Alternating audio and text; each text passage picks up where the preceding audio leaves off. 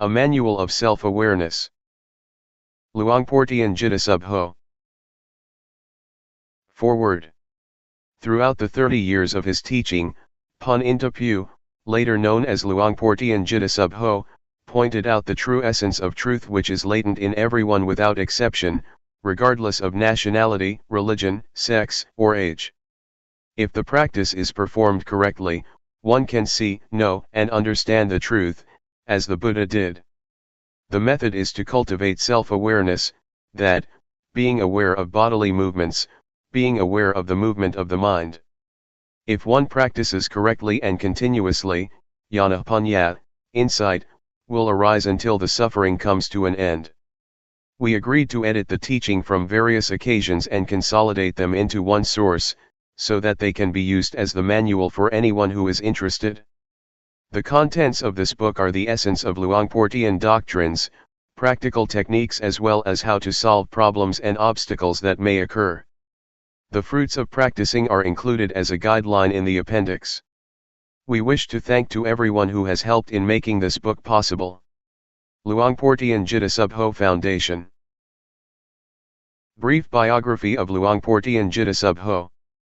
Luangpor Teean Subho, 1911 to 1988, or Pun Intapu, was born on September 5, 1911, at Bohom, Luangpur Chiangkan in the province of Laos. He was the son of Jean and Soam Intapu.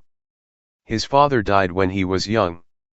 Since there was no school in the small village of Bohom, he did not have formal education in his childhood. The boy, like the rest of them in the village, had to help his mother in running their farm. At the age of 11, he was ordained as a novice at the village monastery, and stayed there with his uncle who was a resident monk. During a year and 6 months in the monastery, he studied Laotian scripts and ancient local scripts. He also started practicing various meditation methods, such as the Budo and breath-counting methods. After disrobing, he returned to his home. Following tradition, he was ordained as a monk at the age of 20. Again, he studied and practiced meditation with his uncle for 6 months. After returning to lay life, he was married at 22 and had 3 sons. In his village, he was always a leader in Buddhist activities and was highly respected, and chosen to be the head of the village on 3 different occasions. Despite of heavy responsibilities, he continued his meditation practice regularly. Later he moved to Chiangkan, a larger community, where his sons could attend school. Being a merchant, he sailed his steamboat along the Mekong River between Chiangkan, Nong Khai Vientiane, or even as far as Luang Prabang. He had opportunities to meet several meditation masters, and his enthusiasm in pursuing Dhamma, the truth, continued to strengthen. Furthermore, he began to realize that many years of being good, making merit, and practicing various methods of meditation had not liberated him from his anger. Finally, he determined to start searching for the way out. In 1957, when he was nearly 46, he left his home with firm determination not to return unless he found the truth. He went to Wat Rung Siamuk Daram, Thumbone Punpro, Luangpur Tabor in Nong Khai province, Luangpur Chiang Mai at present, and practiced a simple form of bodily movements, except that he did not follow the recitation of the words thingning, moving, stopping, like others did. What he did was only being aware of the movements of the body and mind. Within a couple of days, on the early morning of the 11th day of the waxing moon, the 8th month of 1957, his mind reached the end of suffering completely without traditional rituals or teachers. Later he returned home. He taught his wife and relatives what he had found for 2 years and 8 months, as a lay teacher. He then decided to re-enter monkhood in order to be in a better position to teach the people. The ordination was made on February 3, 1960. His teachings were spreading across the country as well as outside. He devoted his life to the teaching of Dhamma despite his poor health. He was diagnosed to have stomach cancer, malignant lymphoma, in 1982. In spite of his illness, he continued his work actively and incisively until the end of his life. On September 13, 1988 at 6:15 p.m., he passed away calmly at the age of 77, in a hut on Ga Buddhadhamma, Tup Ming Kwan, Thumbone Gudpong in Lae Province. Introduction. 1. The Dhamma, the truth, which I am talking, belongs to everybody. It does not belong particularly to any religion, whether Buddhism, Brahmanism, or Christianity, nor to any nationality, whether Thai, Chinese, French, English, American, Japanese or Taiwanese. Anyone who realizes it, possesses it. One who realizes it, possesses it. One who does not realize it, does not possess it. It exists in everybody regardless of his religion. Having realized it, you cannot prohibit others from cultivating it. Having realized it, you cannot destroy it, because it is indestructible. Nothing can destroy it. It is impossible to stop others from realizing it, because one who cultivates it will realize himself. One having realized, it is impossible to destroy because is so all the time. To man himself is religion. Dhamma is in man. Man is Dhamma. The ancients said, heaven or hell is in the mind, so is nirvana, the extinction of all defilements and suffering. Where is the mind? Have you ever seen the mind? If you have never seen it, you should practice until you know what the mind is. Hell is mental suffering or unhappiness. When it fades away, we are in heaven. Whenever anger recurs, we then revert to hell. 3. The Buddha nature is the mind that is clean, clear, calm, pure, bright and quick. This kind of mind exists in everybody without exception. Water and mud are not the same thing. It is the mud that makes the water look turbid, but the water itself is clear.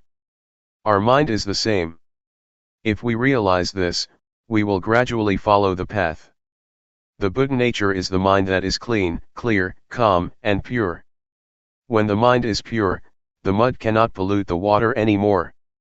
When the mind is bright, the mud will transform into sediment and break through the bottom. When the mind is quick, it is light and can see everything. The mundane Dhamma, worldly truth, and the transcendent Dhamma, ultimate truth, are in coexistence. If we really realize the latter, then we can distinguish them from each other. If we do not realize it, we cannot make a distinction. 4. The Dhamma that made Siddhartha become an arahant or the Buddha, existed prior to him. It is the neutral mind that exists at the moment, neither being happy nor sad. While you are listening to me now, how is your mind? It is neutral. Are you conscious of this state of mind? If you are conscious of this neutral mind, this is what we call calmness.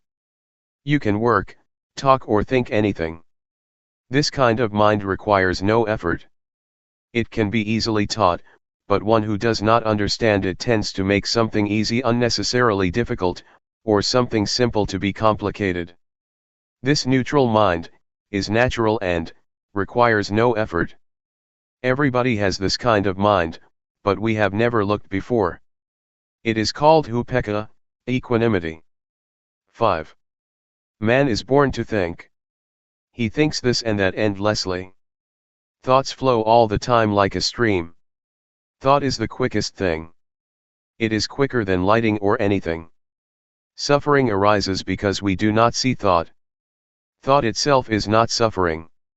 When thought arises, we do not see, know, and understand it simultaneously, so greed, anger, or delusion arises and brings us suffering. In fact, there is no greed, anger, or delusion.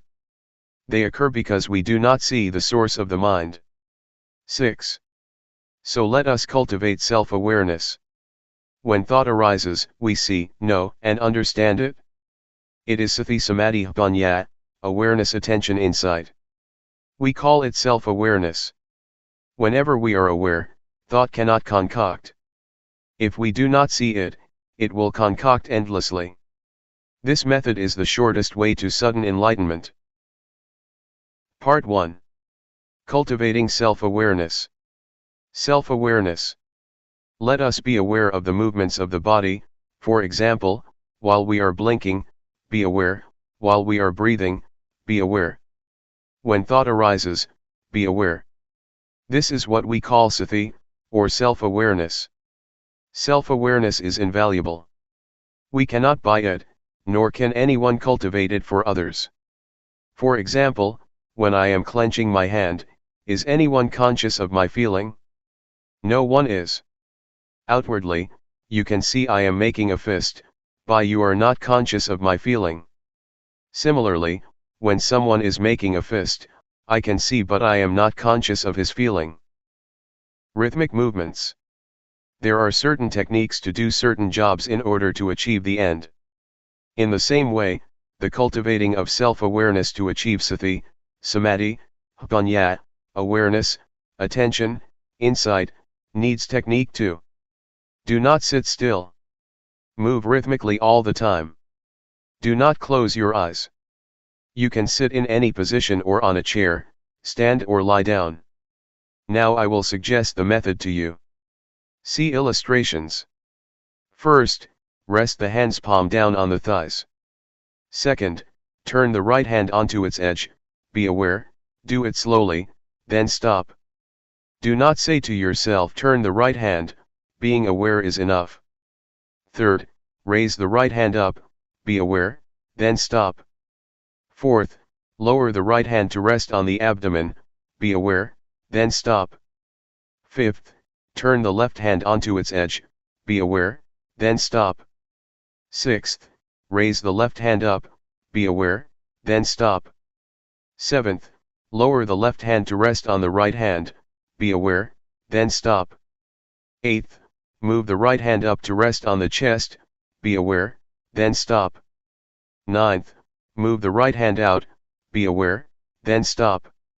10th, lower the right hand onto its edge on the thigh, be aware, then stop. 11th, face the right palm down, be aware, then stop. 12th, move the left hand up to rest on the chest, be aware, then stop. 13th, move the left hand out, be aware, then stop. 14th, lower the left hand onto its edge on the thigh, be aware, then stop. 15th, face the left palm down, be aware, then stop.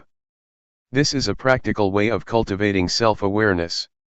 We do not have to study the scriptures because they are only words. Studying the scriptures is not the way to enlightenment. This practice is the way to enlightenment. There are 8 steps of rhythmic movement in standing, 7 steps in sitting down. We should also be aware in other positions, such as lying on our left side, right side, or lying flat on our back, getting up from the left side, from the right side, and from lying flat on our back. You should cultivate self-awareness frequently. Walking back and forth, Jungama walking. After sitting for a long time, which may cause pains and aches, we can change the position to the walking back and forth. After walking for a long time, we can change to the sitting posture. This is called changing the positions, sitting, lying, standing, walking. You should allot them properly. Do not move the arms while walking. We should fold the arms across the chest, or clasp the hands behind the back. While you are walking back and forth, be aware of the feeling or the feet. It is not necessary to say to yourself, right foot moves, left foot moves.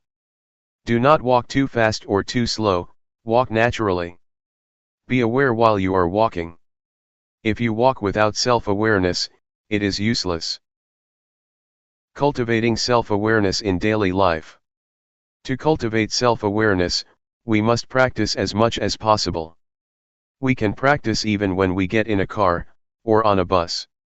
While we are sitting on a bus or in a car, we lay our hand on the thigh, and turn the palm up and down, or we run the thumb over the fingertip, or we make a fist and open it repeatedly. Do it slowly and be aware. Wherever or whenever you practice, take it easy like playing. Only move one hand at a time, do not move both hands at the same time. If you move the right hand, do not move the left hand. If you move the left hand, do not move the right hand. Someone might say, I am very busy. I do not have time to practice, or I cannot do it, I am not pure enough. These are excuses. If we intend to do something, we can find time to do it. Whatever we do, be aware. For example, if you are a teacher, when you pick up a pen, pick it up with awareness. While you are writing, be aware. This is the natural way of cultivating self-awareness, learning Dhamma with nature. While you are having a meal, pick up the spoon, be aware, take the food into your mouth, be aware. While you are chewing food, be aware, swallowing food, be aware. Practice continuously like a chain. I guarantee the teachings of the Buddha, and the method I teach. I guarantee what I am saying, if you are serious enough and practice continuously, like a chain or the hands of the clock that rotate all the time. To practice continuously like a chain or like the rotating hands of the clock, does not mean that you have to cultivate self-awareness, by doing rhythmic arm movement, or walking back and forth all the time. The word to practice all the time means to be aware while doing all daily tasks, washing clothes, sweeping floor, cleaning house, washing dishes, writing, or buying and selling, just be aware. This awareness will accumulate little by little like the raindrops fall into a good container, and fill it to the brim. When we walk forwards or backwards, move the hand in or out, be aware. When we go to bed, we can make a fist and open it repeatedly until we fall asleep. When we wake up, we should continue our practice. This is called cultivating self-awareness. Summary. Practice the rhythmic movements continuously like a chain, as the Buddha taught. Be aware of it at every moment, standing, walking, sitting, lying, bending or stretching. When you practice the rhythmic movement, turning the palm up and down, raising the hand, lowering the hand, be aware. When you are nodding, and raising your head, be aware, leaning to the left, leaning to the right, blinking the eyes, opening the mouth, breathing in and out, be aware. When thought arises, be aware. Be aware of the movements all the time. Do not sit still. This is the technique of cultivating self-awareness. The essence of practice, a handful leaves Dhamma, is being aware of the movement of the body and the movements of the mind. I guarantee, if you practice continuously and seriously as I have taught, in at most 3 years, suffering will end. It may take only 1 year. For some people it may take only 1 to 90 days. The result is that suffering will decrease, or cannot disturb you anymore. Part 2. Walking on the path. Be sure that our objective in practicing Dhamma is self-knowledge. We should start from the basic stage and go step by step as the Buddha taught. If we do not follow this way, there will be no progress in our practice. Basic stage. For the beginners, doing rhythmic arm movement is better than walking back and forth. Move the arm rhythmically, slowly, gently, and lightly. When it stops, be aware of it. When it is moving, be aware of it.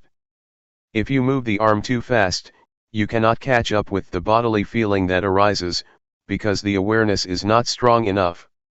We should practice continuously, regardless of tiredness. If we think we are tired and take a break, there will be no chain of continuity. After you have realized something called Rup-Nam, body-mind, then you can walk back and forth. You must really realize it. When thoughts arise, do not stop them.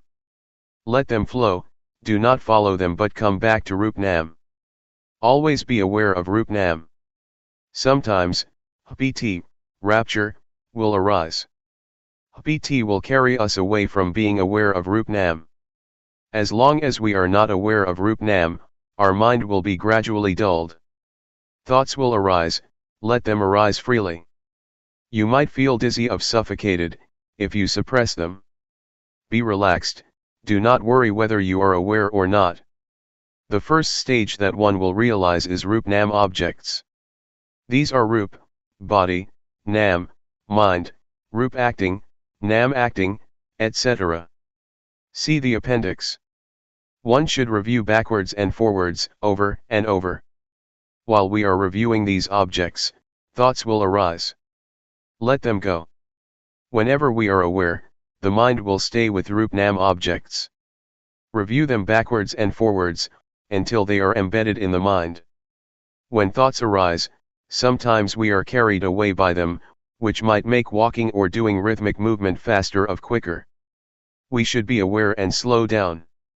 It does not matter how long it takes.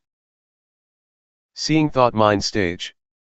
After one has realizes Rup Nam objects completely, one should keep on observing thoughts.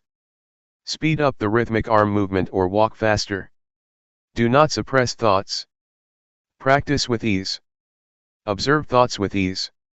Whenever thought arises, whether gladness or sorrows, be aware of the bodily movements, then thought will stop immediately.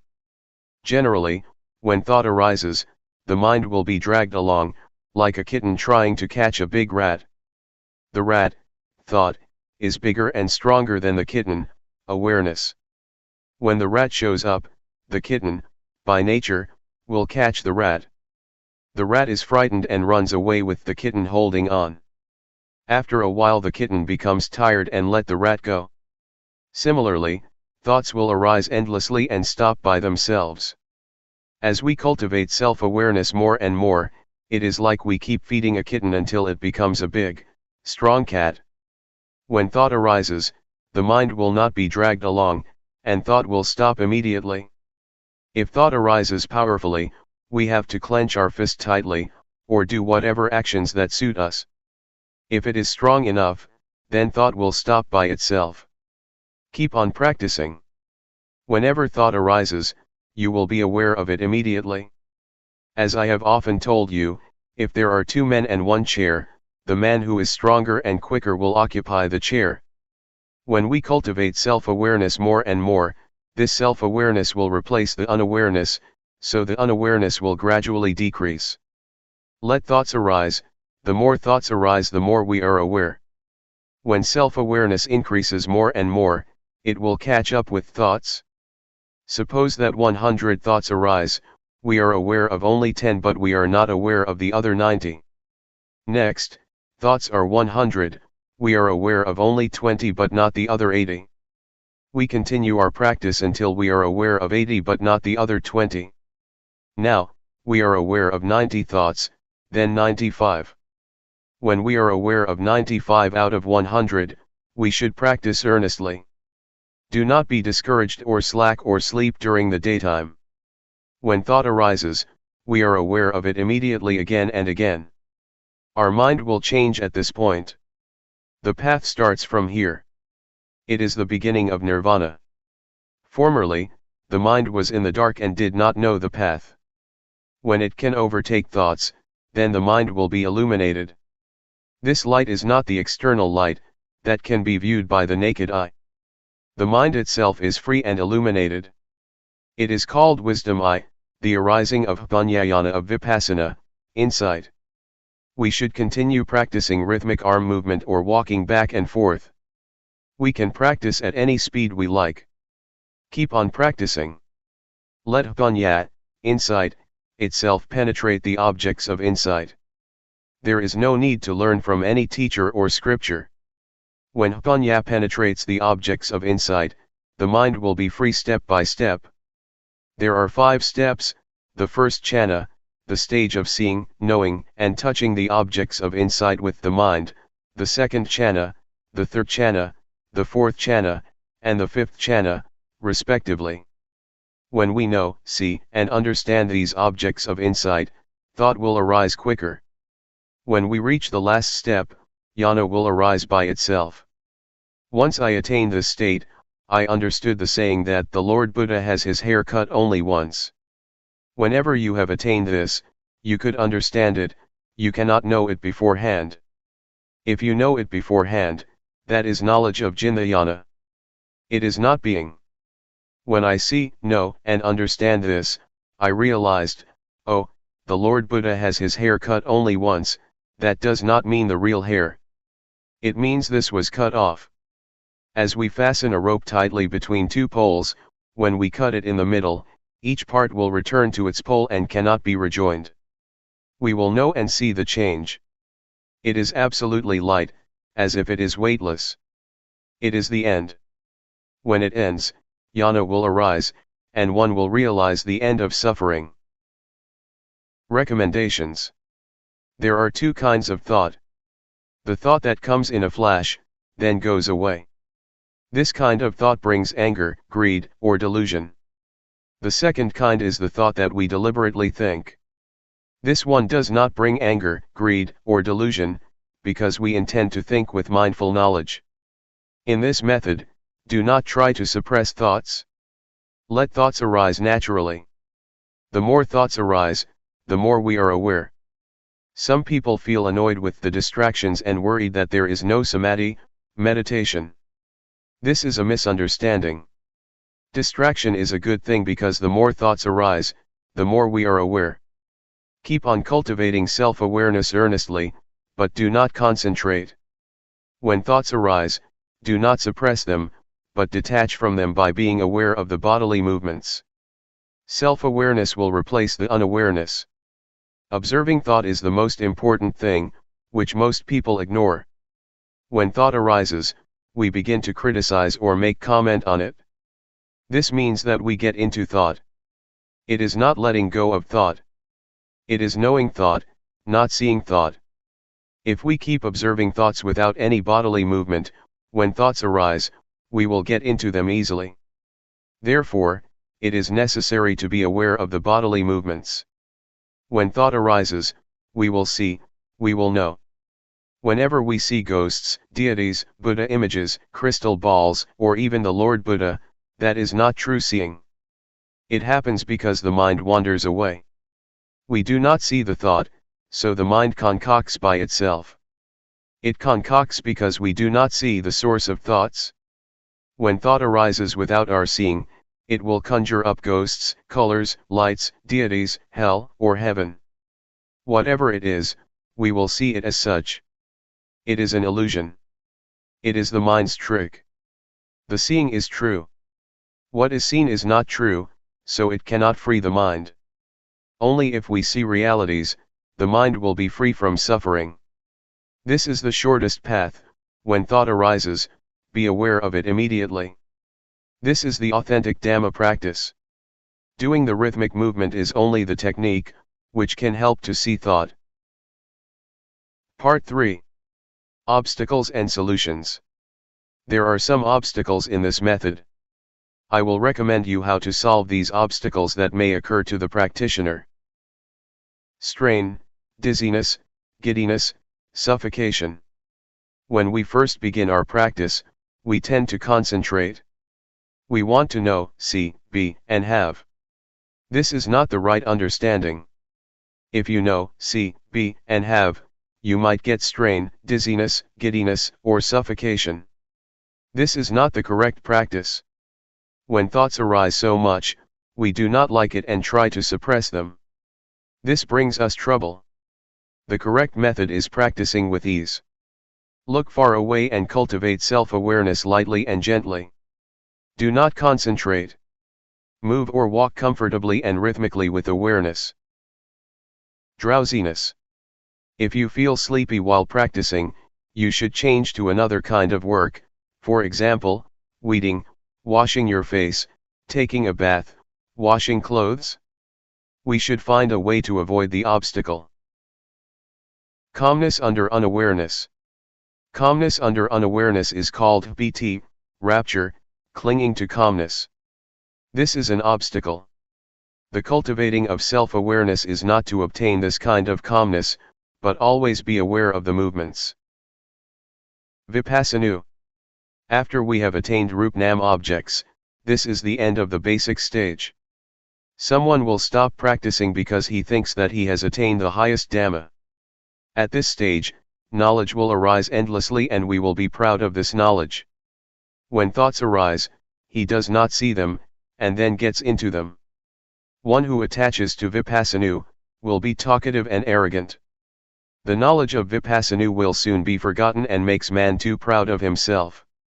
This is called Vipassana. The solution is, doing rhythmic movement with ease, do not concentrate or desire for the result. Do the movements lightly and gently. When thought arises, be aware of the bodily movements. Jnana. When one realizes Paramatha objects, see appendix, PT, rapture, will arise. One is delighted of this knowledge. In general, PT is good, but according to this method, PT is the obstacle of attaining the end of suffering. When PT arises, one will attach to it. We should do the bodily movements vigorously, and as much as we can, to turn the mind away from PT, and back to the movements.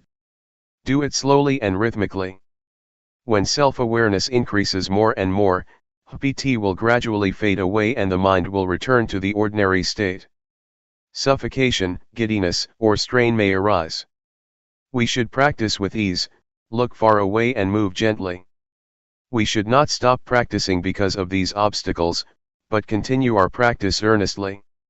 Do not sleep in daytime but rest at night. Vipassana. According to the texts, Vipassana means seeing false as true, hell as heaven, evil as good. Vipassana is the state of mind, when one discovers something excellent, and thinks that he can keep it.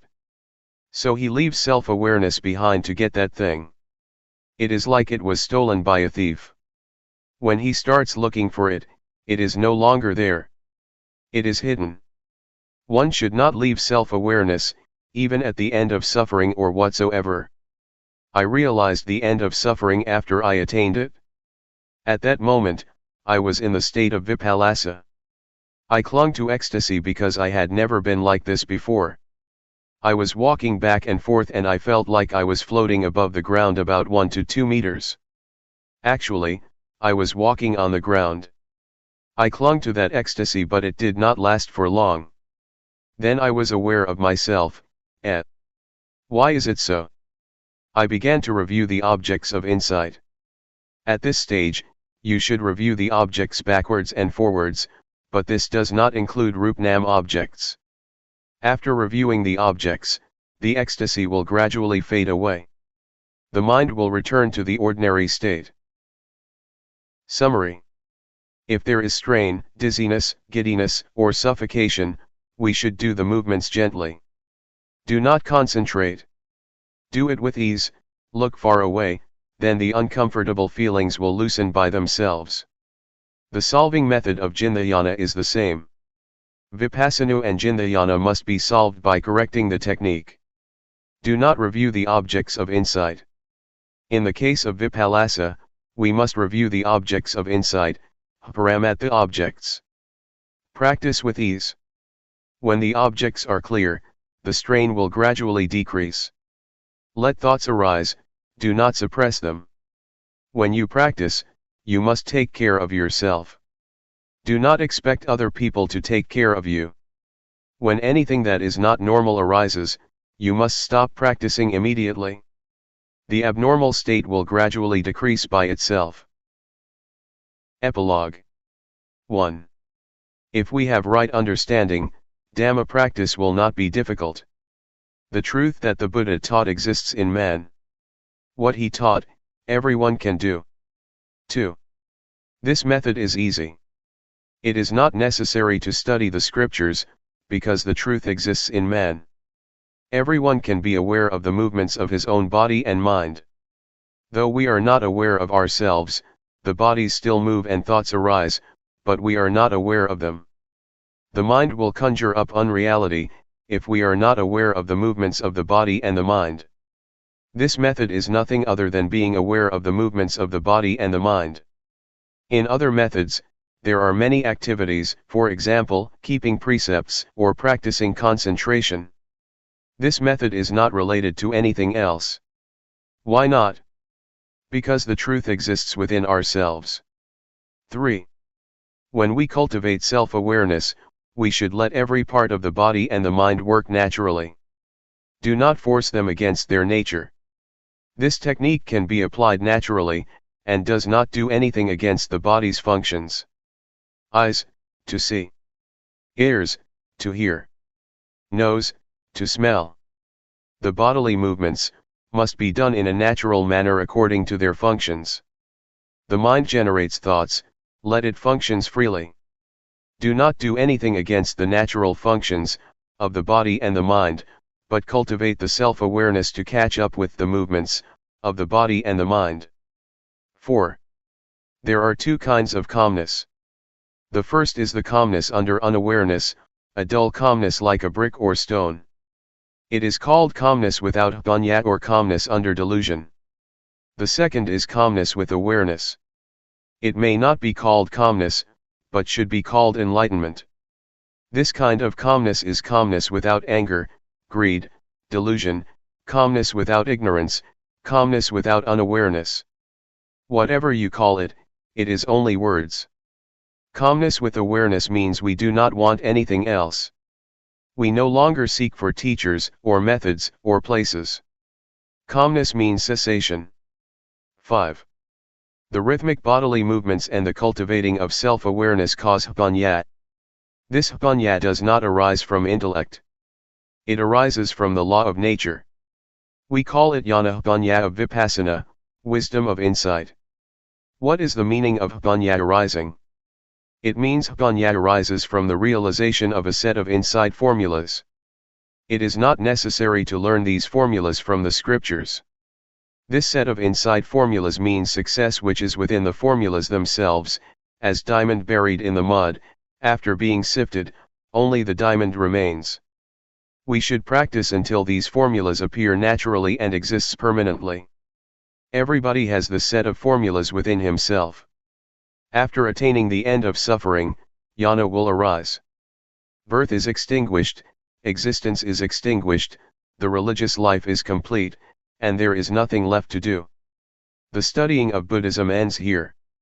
6. Cutting the hair only once means, the body returns to its original state, and the mind returns to its original state by the law of nature. This is neither long nor short. It is insipid, wonderful, and respectable. You have never attained it before. Dhamma is not what you can imagine, you have to practice until attaining the state of being. Everyone should keep in mind that if we do not attain this state, when we are nearly died, about 1 to 2 seconds to 5 minutes before the last breath, we will experience this, then our breathing stops. This is the truth, the ultimate truth. Everyone must die and will experience this. If we do not realize this, we will live in the mundane world. If we realize this, it is the way out. When we see this, birth extinction state, we will realize the state of dying. It must be like this. We will know how to die. Everyone must come to this point. No one can escape because everyone must die. This truth is unchangeable, whether one realizes it or not. It is so. 7. Being aware of the movements of the body and the mind, can lead us to this point, the end of suffering. This is the path to walk by oneself. It is the one and only path. This path is different from others. You will realize Rupnam objects within 5 to 10 days, if you practice earnestly. One who practices seriously, within 1 to 3 months, his state of mind will change. It is the beginning of the path. If you are a conscientious man, no longer than 3 years, you will attain the end of suffering. For one who is not serious enough, it is useless even after 10 years. I have challenged many people to practice. More or less, some must have realized.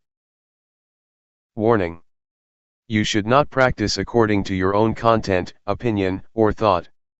In order to make your practice progress, you should be obedient to the instruction of the craftsman, the teacher. You should avoid talking to each other, and refrain from taking all kinds of addictive things, such as cigarettes, tea, coffee, etc., otherwise your mind will be attached to them. You should practice with determination. Do not deceive yourself. Do not sit still. Keep doing rhythmic movements continuously. Do not concentrate. Practice with ease. Open your eyes. Let thoughts arise freely, do not suppress them. For this method, you will see, know, and understand this way, see appendix. If you see other than this, it is not correct. To one that feels. The teaching of Luangpor Teean. Translated and edited by Tavivat Puntarik Vivat and Bhikkhu Nirodho. It is to one that feels that I teach Dhamma, not to one that does not feel. The Awakened One. Foreword. Luangpor Teean, CE 1911 to 1988, was one of the most remarkable teachers of Buddhist practice to appear in Asia in modern times. His teaching issued very directly from his own experience, intensely personal and original, and in translating the talks collected here from Thai into English we have attempted to achieve the highest fidelity to the original, preserving the talk's style, rhythms, verve, and profundity, together with their occasional peculiarities of expression. Our overriding concern to present as far as possible an exact English equivalent of Luangpor Teean's Thai talks has resulted in a text liberally sprinkled with technical terms. With the exceptions of the Thai words rup, nam, and pra, all the technical terms are given in their Pali forms. And each is translated, in parenthesis, at least once in every chapter, except the final chapter. A glossary of Pali terms has been provided to further facilitate the work of understanding. For their help in the production of this book we would like to thank the following: Richard Baksat, who typed the first draft of this revised edition of To One That Feels onto computer disk, Nancy Steckel, who designed the cover, Olarn Pinkaua, who provided the rope illustrations, the Buddhist Association of the United States and Kangsak Tanphaya Chitra MD, in affiliation with Prasunthorn Playment, president of the Buddha Dharma Meditation Center, who contributed the funds for printing this book, and Ed Stauffer, of Comzet Limited Bangkok, whose generosity in donating time, materials, and his typesetting and design skills has been invaluable. Bhikkhu Nirodho, Thailand. Tavivat Puntarik Vivat, Bristol, Pennsylvania. July BE 2536, 1993. Original Preface. This book is not concerned with words, but with the practice at yourself. The fruit that is received, you receive it at yourself. This method is therefore the most direct and easiest. It is to watch the mind at the moment it thinks, to know the deception in the actual moment, and to resolve it there. It isn't that knowing the thought we evaluated, because doing so is delusion, anger and greed as well. When we can cut here, there is Sati Samadhi Punya complete at this moment. Practitioners who tried the practice, both Thai and non-Thai, especially Singaporeans, have given donations towards the printing of this book, which is being published for those who have never tried the practice. The practice described in this book is of such value to be priceless, just as the life of humans has no price and cannot be bought or sold. Luangpor Teean. February 1 BE 2527, 1984. It rains hard on a covered thing. It rains hard on a covered thing. It rains not hard on an open thing. Today we shall talk about how to end dukkha, suffering, according to Buddhism. The Buddha taught that each of us could come to the very important point of the cessation of dukkha. So I shall talk about a simple and direct method of practice according to my own experience. I can assure you that this method can really release you from dukkha. When we talk about a method to end dukkha, the words are one thing and the practice is quite another. The method of practice is a method of developing sati, awareness, in all positions, standing, walking, sitting and lying. This practice has frequently been called satipatthana, the grounds of awareness, but whatever you call it, the point is to be aware of yourself. If you are aware of yourself, then moha, delusion, will disappear. You should develop awareness of yourself by being aware of all your bodily movements, such as turning your hands, raising and lowering your forearms, walking forward and back, turning and nodding your head, blinking your eyes, opening your mouth, inhaling, exhaling, swallowing saliva, and so on. You must be aware of all of these movements, and this awareness is called sati. When you have awareness of yourself, the unawareness, which is called moha, or delusion, will disappear. To be aware of the movements of the body is to develop sati. You should try to develop this awareness in every movement. When you are fully aware of yourself, there arises a certain kind of panya, knowing, in the mind that knows reality as it is. To see yourself as you are, to see Dhamma, actuality, the way things are, the truth of nature, of existence. To see Dhamma isn't to see deities, hell, or heaven, but to see oneself turning the hands, raising and lowering the forearms, walking forwards and back, turning and nodding the head, blinking the eyes, opening the mouth, inhaling, exhaling, swallowing saliva, and so on. This Rup Nam. Rup is body, Nam is mind. Body and mind are dependent upon each other. What we can see is Rup, and the mind that thinks is Nam. When we know Rup Nam, we know reality as it is. When you see with the eyes, you should be aware of it. When you see with the mind, you should also be aware of it. Dhamma is yourself, everyone is Dhamma, whether male or female, Thai, Chinese, or Westerner, each is Dhamma. The practice is with us, and the teaching of the Buddha can really lead us to the extinguishing of dukkha. Individuals are Dhamma, Dhamma is the individual. When we know Dhamma, we will understand that everything is not as we think it is. Everything is samyuti, supposition. This is the panya that arises so that the real teaching of the Buddha can be realized. Whether the Buddha existed or not, Dhamma is there. When you really see this, you will be beyond your superstitions.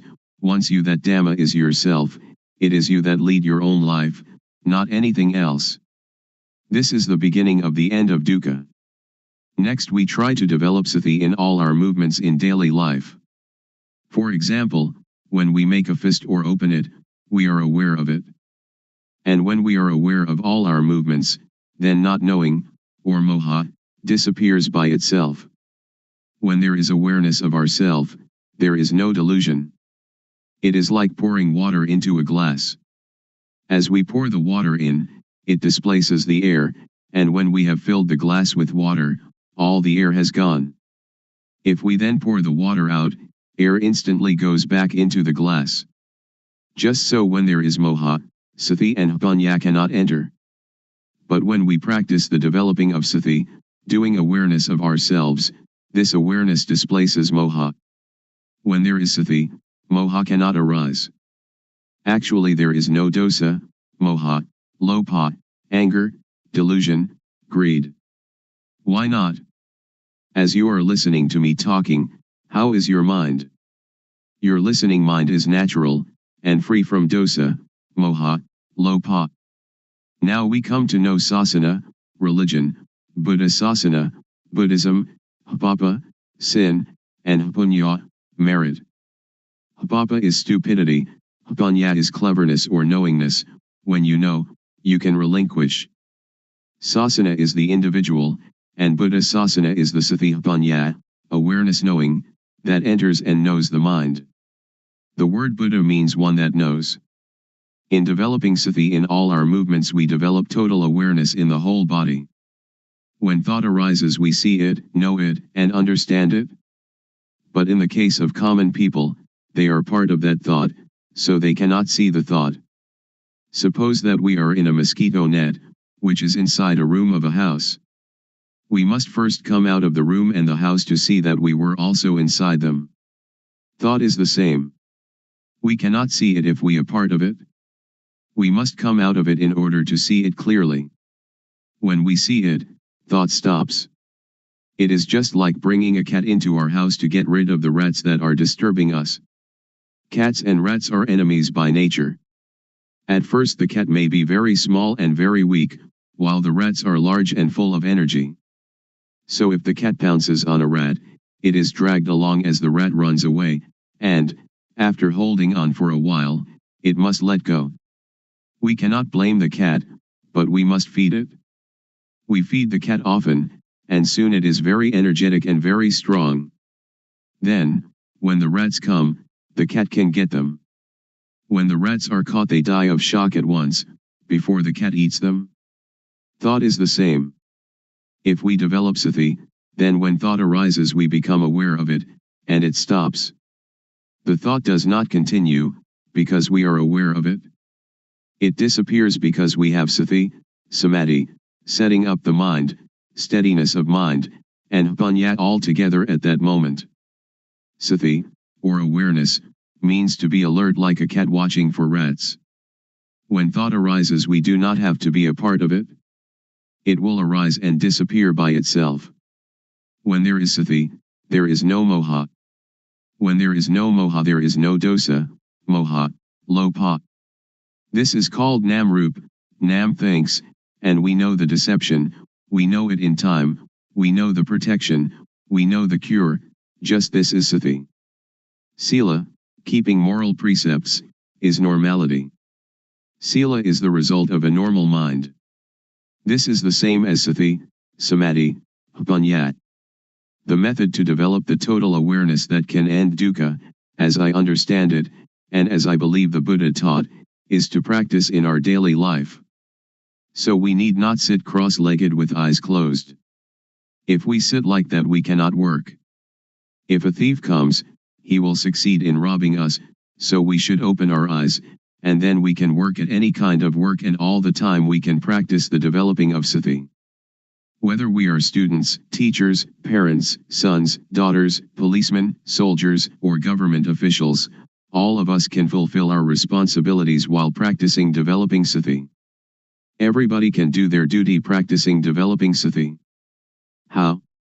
Since we do not sit with eyes closed, we can go on with our duties and see our mind at the same time. The mind has no real self. As soon as it thinks, we see it, we know it, we understand it. To develop sati is to shake the knowing element of a person. Everybody has the reality in their own mind, but if we cannot see it we do not understand it, but it is still there. Now if we look we see it. When we see like this, it is called seeing Dhamma. Seeing this kind of Dhamma can get rid of dosa, moha, lopa. Magga, the noble path, is the way of practice leading to the cessation of dukkha. The way of practice is to be aware of thought. Our body works according to our duties and responsibilities, but our mind must see thought. Dukkha arises and, because we do not see it, it conquers and enslaves us, it sits on our head and slaps our face, but if we can see it, know it, and understand it, then it cannot defeat us. Dukkha is like a leech that attaches itself to us and sucks our blood. If we try to pull it off it is stubborn, it resists, and we hurt ourselves more. But if we are clever we simply use water mixed with tobacco leaf and lime, and squeeze the water onto the leech. The leech is afraid, and drops off by itself. So we don't have to tear it out, or to force it, in order to get rid of it. This is the same. Those who don't know try to stop dosa, moha, lopa, they try to fight and suppress it, but one that knows just has sati to watch the mind and see thought. It is like turning on an electric lamp. A person who does not know about electricity will try at the bulb instead of the switch, so the lamp does not light. But someone that knows about electricity knows how to use the switch, and the lamp lights up. Dosa, moha, lopa is like an electric lamp, the thought is like the switch. The thought is the cause of this derangement. If we want to eliminate the derangement, we come to the thought. When we have sati watching thought, dosa, moha, lopa cannot arise. Actually, there is no moha, no lopa and no dosa. We touch the switch here in order to have light there. We develop sati here in order to end all dukkha. Dukkha arises from moha. When we have sati there is no moha and so no dukkha. When we move our hands we feel, and the awareness of this feeling is sati, and when we have sati we are separate from thought and can see thought. You should not pay so much attention to the movement, but use sati to watch conceptual thought. Just passively see the thought, do not stare at it. When thought arises, let it pass away. Actually there is no moha. Moha arises when we are not aware. It is like when we build a new house, there are no rats, but when we fill the house with things the rats come. Sometimes, when people criticize or blame us, we feel disappointment. In this practice, awareness of the disappointment will arise at the same time, like the cat catching a rat. When we can maintain our mind in this way, dosa, moha, lopa cannot arise. When thought, suffering, or confusion arise, do not try to stop it, but observe it, and we will understand its nature. As soon as thought arises, sweep it away immediately and come to be with the awareness. Thoughts, suffering, confused mind, they will go by themselves. Any time that thought arises we know it, even while sleeping. When we move our body while sleeping we also know it. This is because our awareness is complete. When we see thought all the time, no matter what it thinks, we conquer it every time. Those that can see thought are near the current to nibbana, extinction of dukkha. Then we will come to a point where something inside will arise suddenly. If the thought is quick, panya will also be quick. If the thought or emotion is very deep, panya will also be deep. And if these two things are equally deep and collide, then there is the sudden breaking out of a state that is latent in everybody. With this occurrence the eyes, ears, nose, tongue, body, and mind are detached from sights, sounds, smells, tastes, touches, and mental objects. It is like uncoupling the drive mechanism of car. When the parts become independent of each other, the car, although it still exists, can no longer be driven. When this state occurs we do not die. We can still work according to our duties. We can eat, drink and sleep. But now, by the law of nature everything is void, and this is the unchangeable law. Suppose there is a rope drawn tightly between two posts, and we cut it in the middle, so that the rope falls apart. If we want to tie it together again, we cannot. If we untie it from a post to tie it in the middle, then we cannot tie it to the post again. This is like the six senses of one that realizes their original nature. When their eyes make contact with an object there is no attachment, just as a screw that is stripped, without threads, cannot become attached. All of the Buddha's teaching aims to put an end to dukkha. If we do not understand this we will be in doubt about his teaching, and speculation about rebirth, heaven, hell, and so on, speculation that should be ignored, will plague our mind. The teaching of Buddha is timeless, and is not limited by language, race, nationality, or religion. According to the Satipatthana Sutta, if you practice Satipatthana continuously, like a chain, that is, to develop sati at all moments, then arahata, extinction of dukkha, or the attainment of the anagami, non-returner, can be expected within 7 years. Or in as short a time as 7 months or even 7 days. If you develop sati according to the method I have explained, and have sati continuously like a chain, then in at most 3 years dukkha will be diminished by 60%, and in some cases completely eliminated. Some may achieve this in as little as 1 year or even 90 days. There is no gladness or sorrow, contentment or discontent. This way to the cessation of dukkha is an easy way. It is difficult because we do not really know. Therefore we have doubt and lack of confidence. When we are confident in every step of practice, it is not so difficult. You can practice it anywhere, but you should really know the practice. If you can assure yourself, then you have a refuge in yourself. Religion means this refuge. If you study books for many years, it will still be theory. But if you really practice, it will not take you so long, and you will know it much better than the theorists.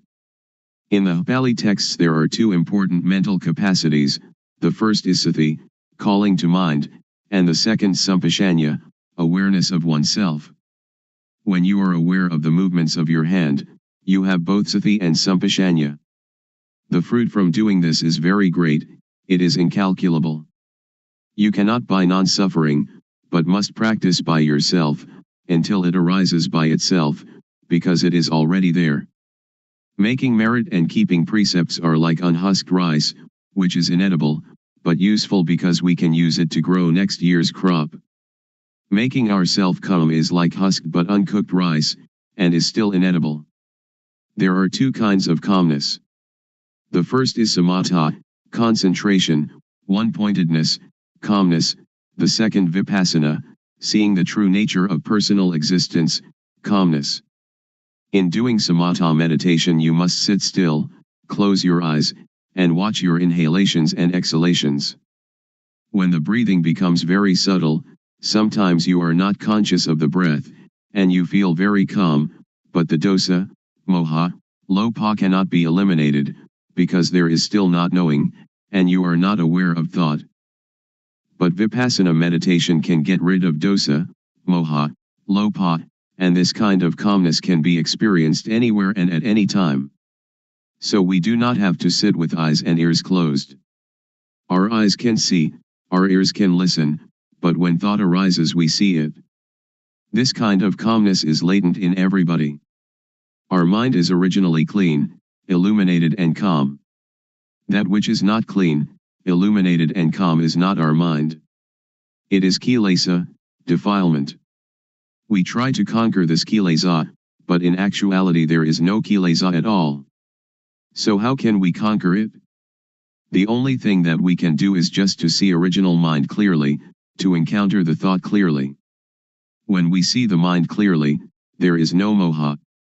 The word clean indicates the mind's natural state, not stained or covered by anything. We have satipanya penetrate into the mind and see it, knowing it to be stable and unaffected by anything. This is the cleanness of the mind. The illumination of the mind is like having a bright light that allows us to go in safety wherever we may go. In this radiance we see our life mind all the time, every minute, every second, every instant. This is the illumination of the mind. Calm means cessation, the cessation of dosa, moha, lopa, of all agitation and difficulty, the cessation, too, of seeking any method or system. We need no longer look for a teacher because we really know, for and by and in ourself. When we really know the mind, we know it to be clean, illuminated and calm at all times. When we know the mind, we know how dukkha arises and how dukkha ceases. We know thought every time it thinks. We are even aware of our heartbeat. And whatever our movements are, we know them. We know by watching naturally, without strain or tension. The knowing is very quick, it is quicker than lightning, quicker than electricity, quicker than anything. The knowing is the same as panya, the same as satipanya, sati and samadhi and panya, they are all the same. The panya really knows everything. Even when the slightest sound occurs, we know it. The wind touches our skin, we know it. Thought arising in any manner, we know it. When the thought is deep, the panya is also quick. However quickly thought arises, the panya knows the thought. This is called patijjasamuppada, dependent co-arising. When there is no avidya, not knowing, the structure that gives rise to dukkha is broken, because the knowing is there. You may have heard that the Buddha cut his hair just once and it never grew again. This is a riddle. When hair is cut, it cannot attach itself again. This is analogous to cutting off avidya so that it cannot arise again. This is the inviolable law of nature, just like the rope that, stretched between two posts, cannot be tied once it has been cut. When we see this point, we know that it is latent within each person. Then why is it so difficult? It is not difficult, but it is also not easy. It is difficult and it is easy. There is a saying in northeastern Thailand, the poor are rich, the rich suffer. Why suffer? Why poor? The rich are rich in money alone, but poor in not seeing their own nature. The poor are rich with law of nature. Money cannot bring anybody to this point. Every person has the same ability to reach this point, because everybody has it. It does not matter whether we are woman or man, Thai, Chinese, or Westerner, and it is not dependent on religious belief. We all have the same original mind. This is the law of nature, just as everybody is composed of the same four elements. I can assure you that each and every person can practice, but you must have a sincere mind. I believe the saying that Dhamma existed before the arising of the Buddha. The Buddha was the first one to discover it. Before the Buddha, Dhamma was concealed. The Buddha only uncovered Dhamma. This true nature exists in every person. When you stand up, this nature stands up with you. When you sit, it also sits. When you sleep, it sleeps along with you. When you go to the toilet, it accompanies you to the toilet. It goes everywhere with you, so you can practice everywhere. So you should know how to practice, you should know how to see thought.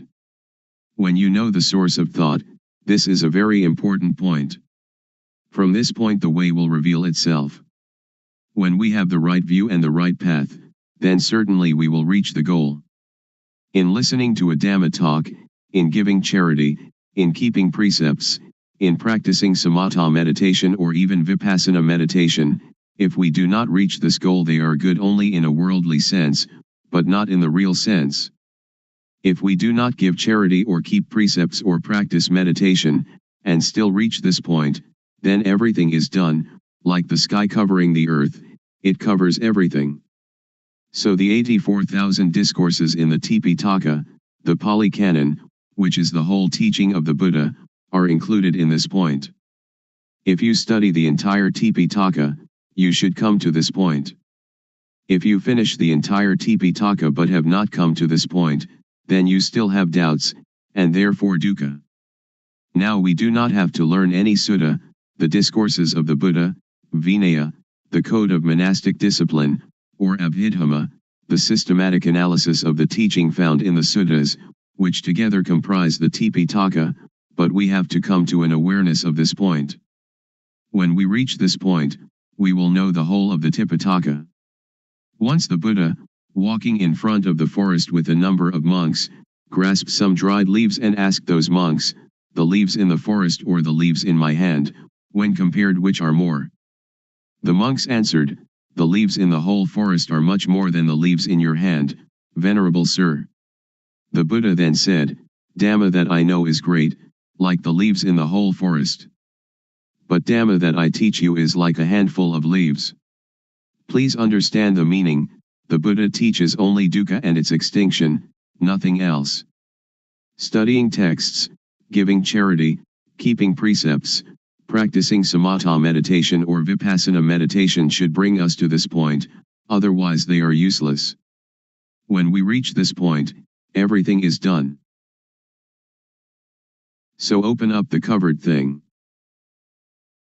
Because every person has doubts in seeking the method to be free from confusion, today I will talk about the method and about the practices that I developed previously. Formerly, I learned many kinds of gammatthana, meditation, lit. Working ground, such as inhale bud, exhale, do, and sitting cross-legged with eyes closed, all sorts of methods like that. I learned internal recitation of Sama Arahang. And I practiced the method of the rising and falling of the abdomen, this is also a method of inhalation and exhalation. And then I came to the method of breath counting, yet another practice of inhalation and exhalation. Then I came to practice anapanasati, awareness of in and out breaths, knowing the short inhalation and the short exhalation and also knowing the long inhalation and the long exhalation. These kinds of methods that I practiced, I didn't have any insight. These kinds of methods lead to calmness, but it was a different kind of calmness that I was seeking. Most people are seeking calmness, but the sitting calmness is the calmness that is not calm. So I continued my seeking to encounter the truth. Truth is the reality that is latent in everybody, regardless of nationality, language, or uniform. What is latent in everybody is what I was seeking, until I found it and could see it clearly, could understand it clearly. That is the real calmness. There are two kinds of calmness. The calmness that is not knowing needs to sit quietly and to sit alone. That is not real calmness. The calmness that I am going to tell you about today is the calmness that we don't have to seek. Why don't we have to seek it?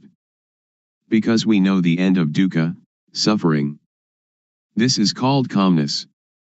And we don't have to learn from anyone else anymore. Now, everybody, please listen carefully. First, the method that led me to find real calmness.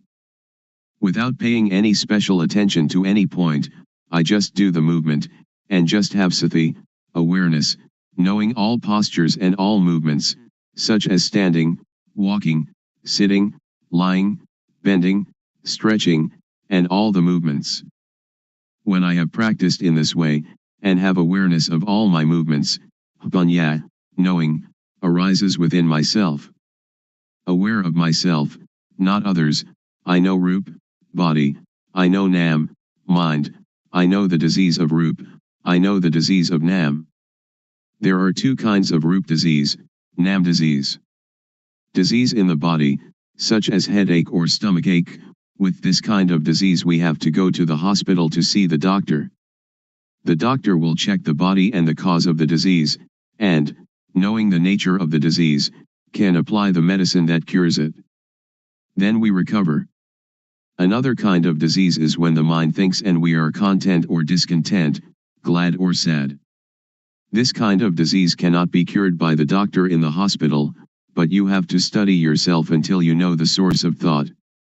To cure this kind of disease you have to study yourself until you really know. When I know the source of thought, I have found calmness, but only a small amount of calmness arises. The real calmness is when we can cease to seek, when we don't have to run around to find anyone else, that is called calmness.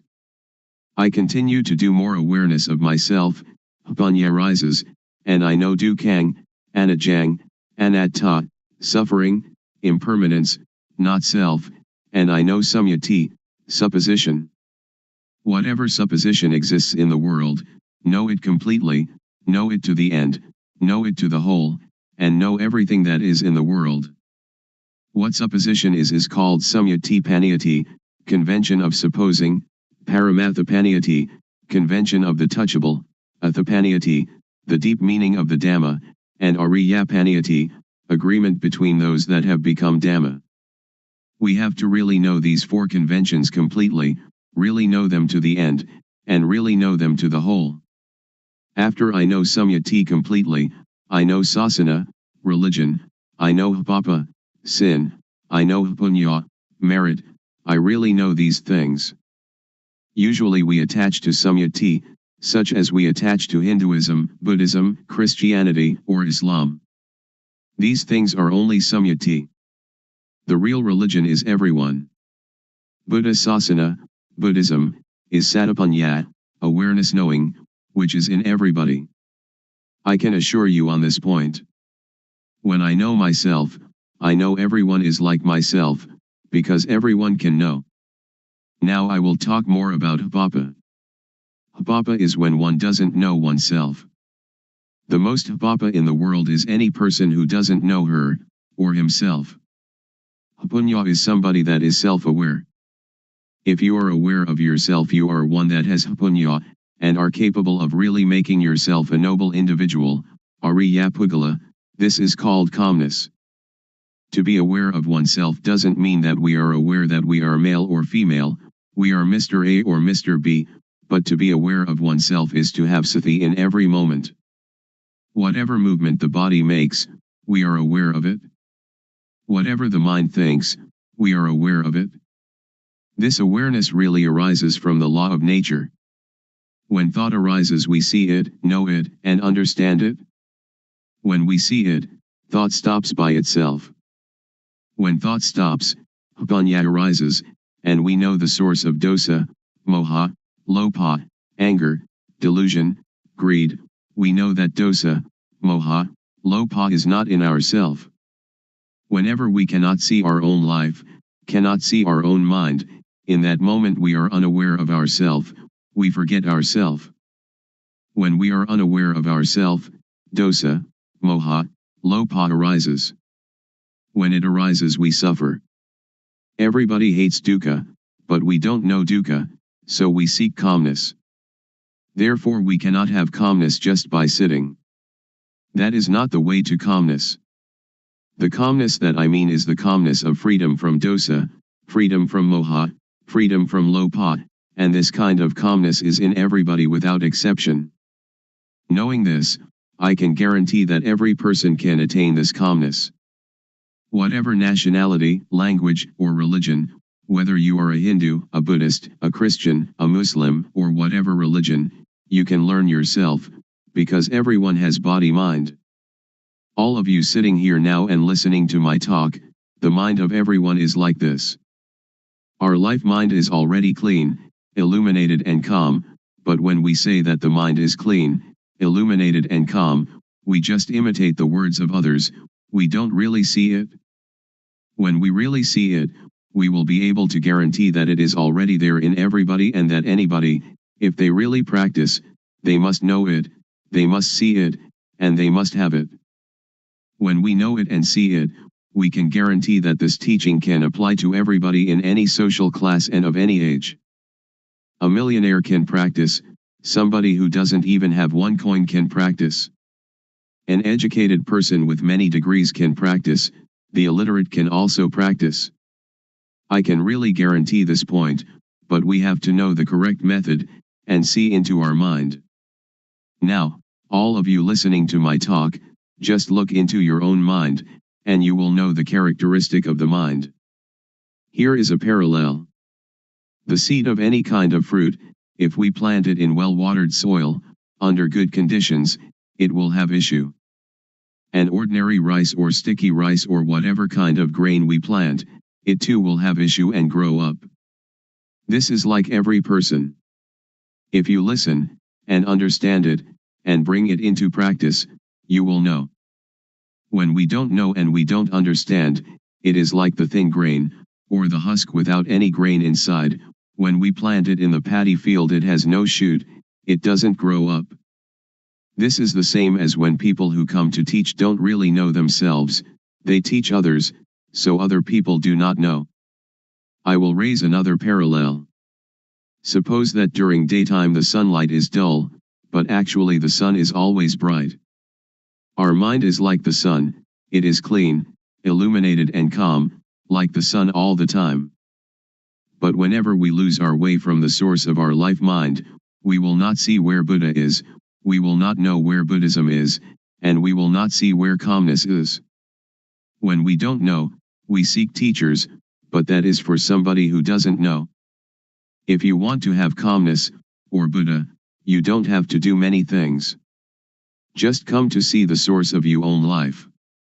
When thought arises, don't enter into the thought, but cut away the thought and come out of the thought immediately. Do it like the cat and rat. When the rat emerges, the cat pounces upon it immediately. The thought is the same. When it thinks, sati or Vipassana will know immediately, thought is stopped. Do it often in this manner. Or it is like boxers. When we face the fighter we have to fight, we punch to the eyes. The fighter will not be able to fight us. Dosa, moha, lopa is the same. When we come to this point, Buddha will arise within ourself. Buddha is the mind that is clean, the mind that is illuminated, and the mind that is calm. Each of us, we are not angry for 24 hours, we are not greedy for 24 hours, but only moha, we do not know it. When we come to know this point, we will know more and more. Vipassana will arise and arise. It is like pouring water into a bottle. The water in the bottle will come up to the brim. When it is full to the brim, We cannot put anything in it. Sati, samadhi, panya, awareness, setting up the mind, knowing, is the same thing. This can be called calmness in Buddhism, or it can be calmness in Christianity, or we can call it whatever we like. Truth is in everybody. When one knows it, one can live in the world without any dukkha, one can do any work without dukkha. Whether one is a teacher or merchant or parent or worker, only when one knows the method of practice, when one comes to the end it will decrease by itself. It is like a leech attached to our skin.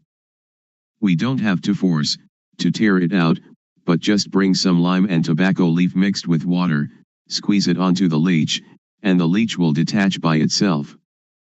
When we come to know this point we will have no doubt, and we don't need to seek any more teachers. We will know that the end of dukkha is here. Today I have talked about truth, appropriate to the time. I will finish talking now. Anyone that has any questions, feel free to ask. Audience. Why are people neurotic? Luangpor. Because we think a lot and we never see thought. We only see outside ourselves, that this person is rich, that person poor, this person beautiful, that person not beautiful, somebody who has a car only sees their car, somebody who has jewels only sees jewels, somebody with a watch only sees their watch. They never see their own life, their own mind. This is moha, delusion. To see our own mind clearly, without trying to do anything with or about it, simply seeing it and letting it go, this is the way to freedom from dukkha, freedom from all neurosis. So we should develop sati. Develop means to make much of it. As sati grows, its ability to penetrate into and reveal the mind also grows. If we only practice keeping the precepts or doing calmness meditation, it is still not safe. It is like lighting a candle in a dark cave. The darkness shrinks a little but is still there with us, we are still in the dark, and when the candle goes out the darkness immediately covers everything again. So we should emerge from the cave by having sati all the time, in every movement.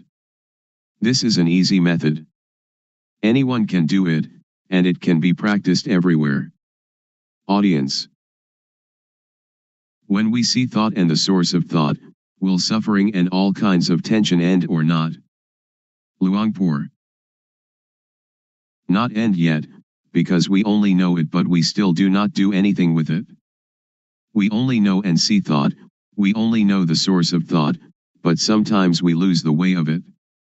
For example, each day we may know it 10 times, but the not knowing is more. So it is not the end. But it is the beginning of destroying moha in the source of thought. Audience. I would like to ask, during Luangpor's practice, before coming to the end, was there any point where you had doubt arising, and was there any sign that released you from the doubt whether there was any more moha or not? Luangpor. It has a sign, but not a physical sign. The sign is that you see yourself and you have no moha. It is as if an overturned bowl had been set aright. Or it is like uncovering something that has been covered over and hidden. Only anyone that comes to this point will know it, and will immediately have no doubt. We don't have to talk about dosa, moha, lopa, because it is quite common, it is a shallow matter. When we talk about seeing thought, most people know thought but they do not see thought. When we know thought, thought will still continue, and we lose our way in the continuity of thought. We have moha in thought, then dosa, moha, lopa comes at this point. So this is why a person who knows thought still has dosa, moha, lopa. Audience. In seeing the thought, does the mind talk inside? Luangpor. No, not the mind talking inside. When we see it, it is detached. It is like the leech. When we know thought it is like trying to pull the leech out of the skin. But when we really see it, we don't have to force the leech, but only put tobacco leaf and lime mixed with water onto the leech, and the leech will detach by itself. So if we really know, we don't have to listen to anybody.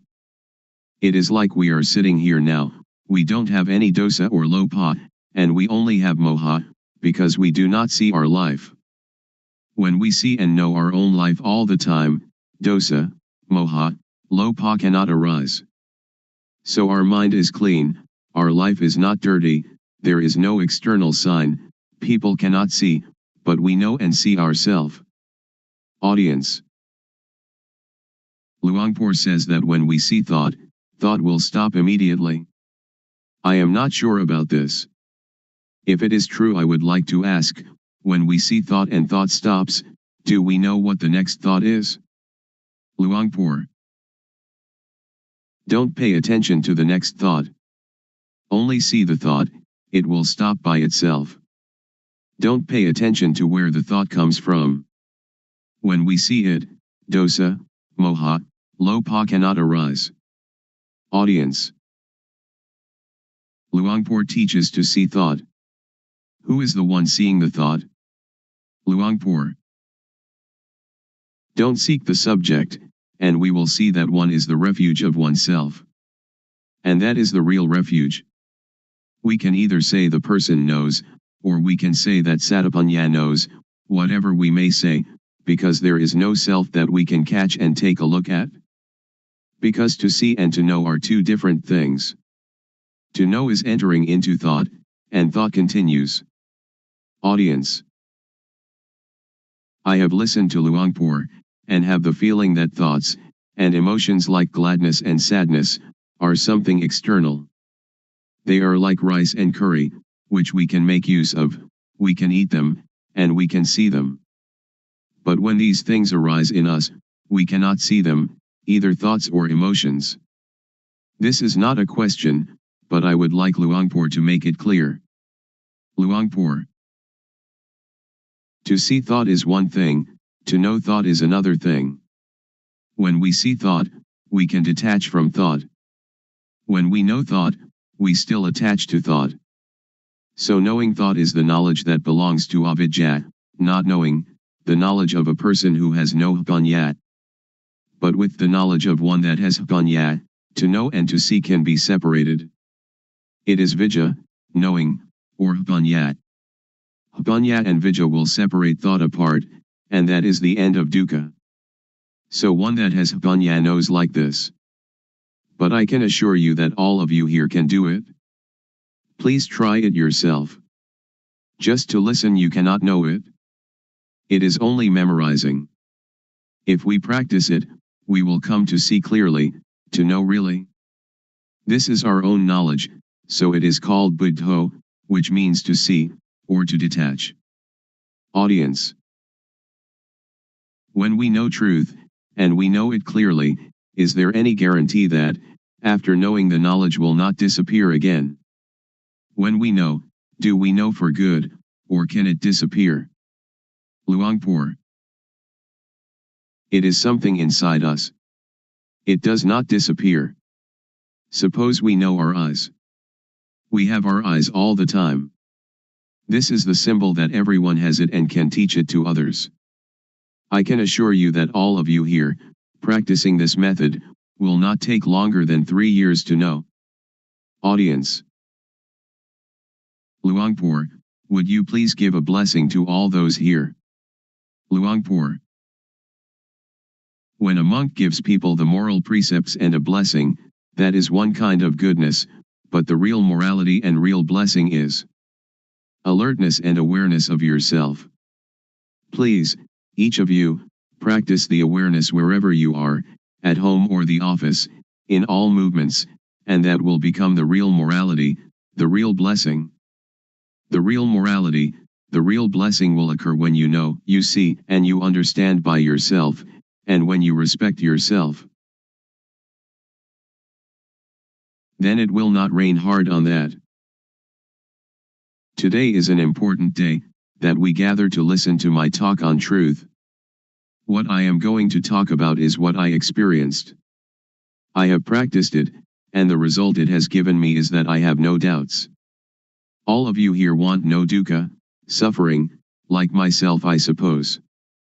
In reality, In actuality, there is no dukkha, we suffer only because we don't know it.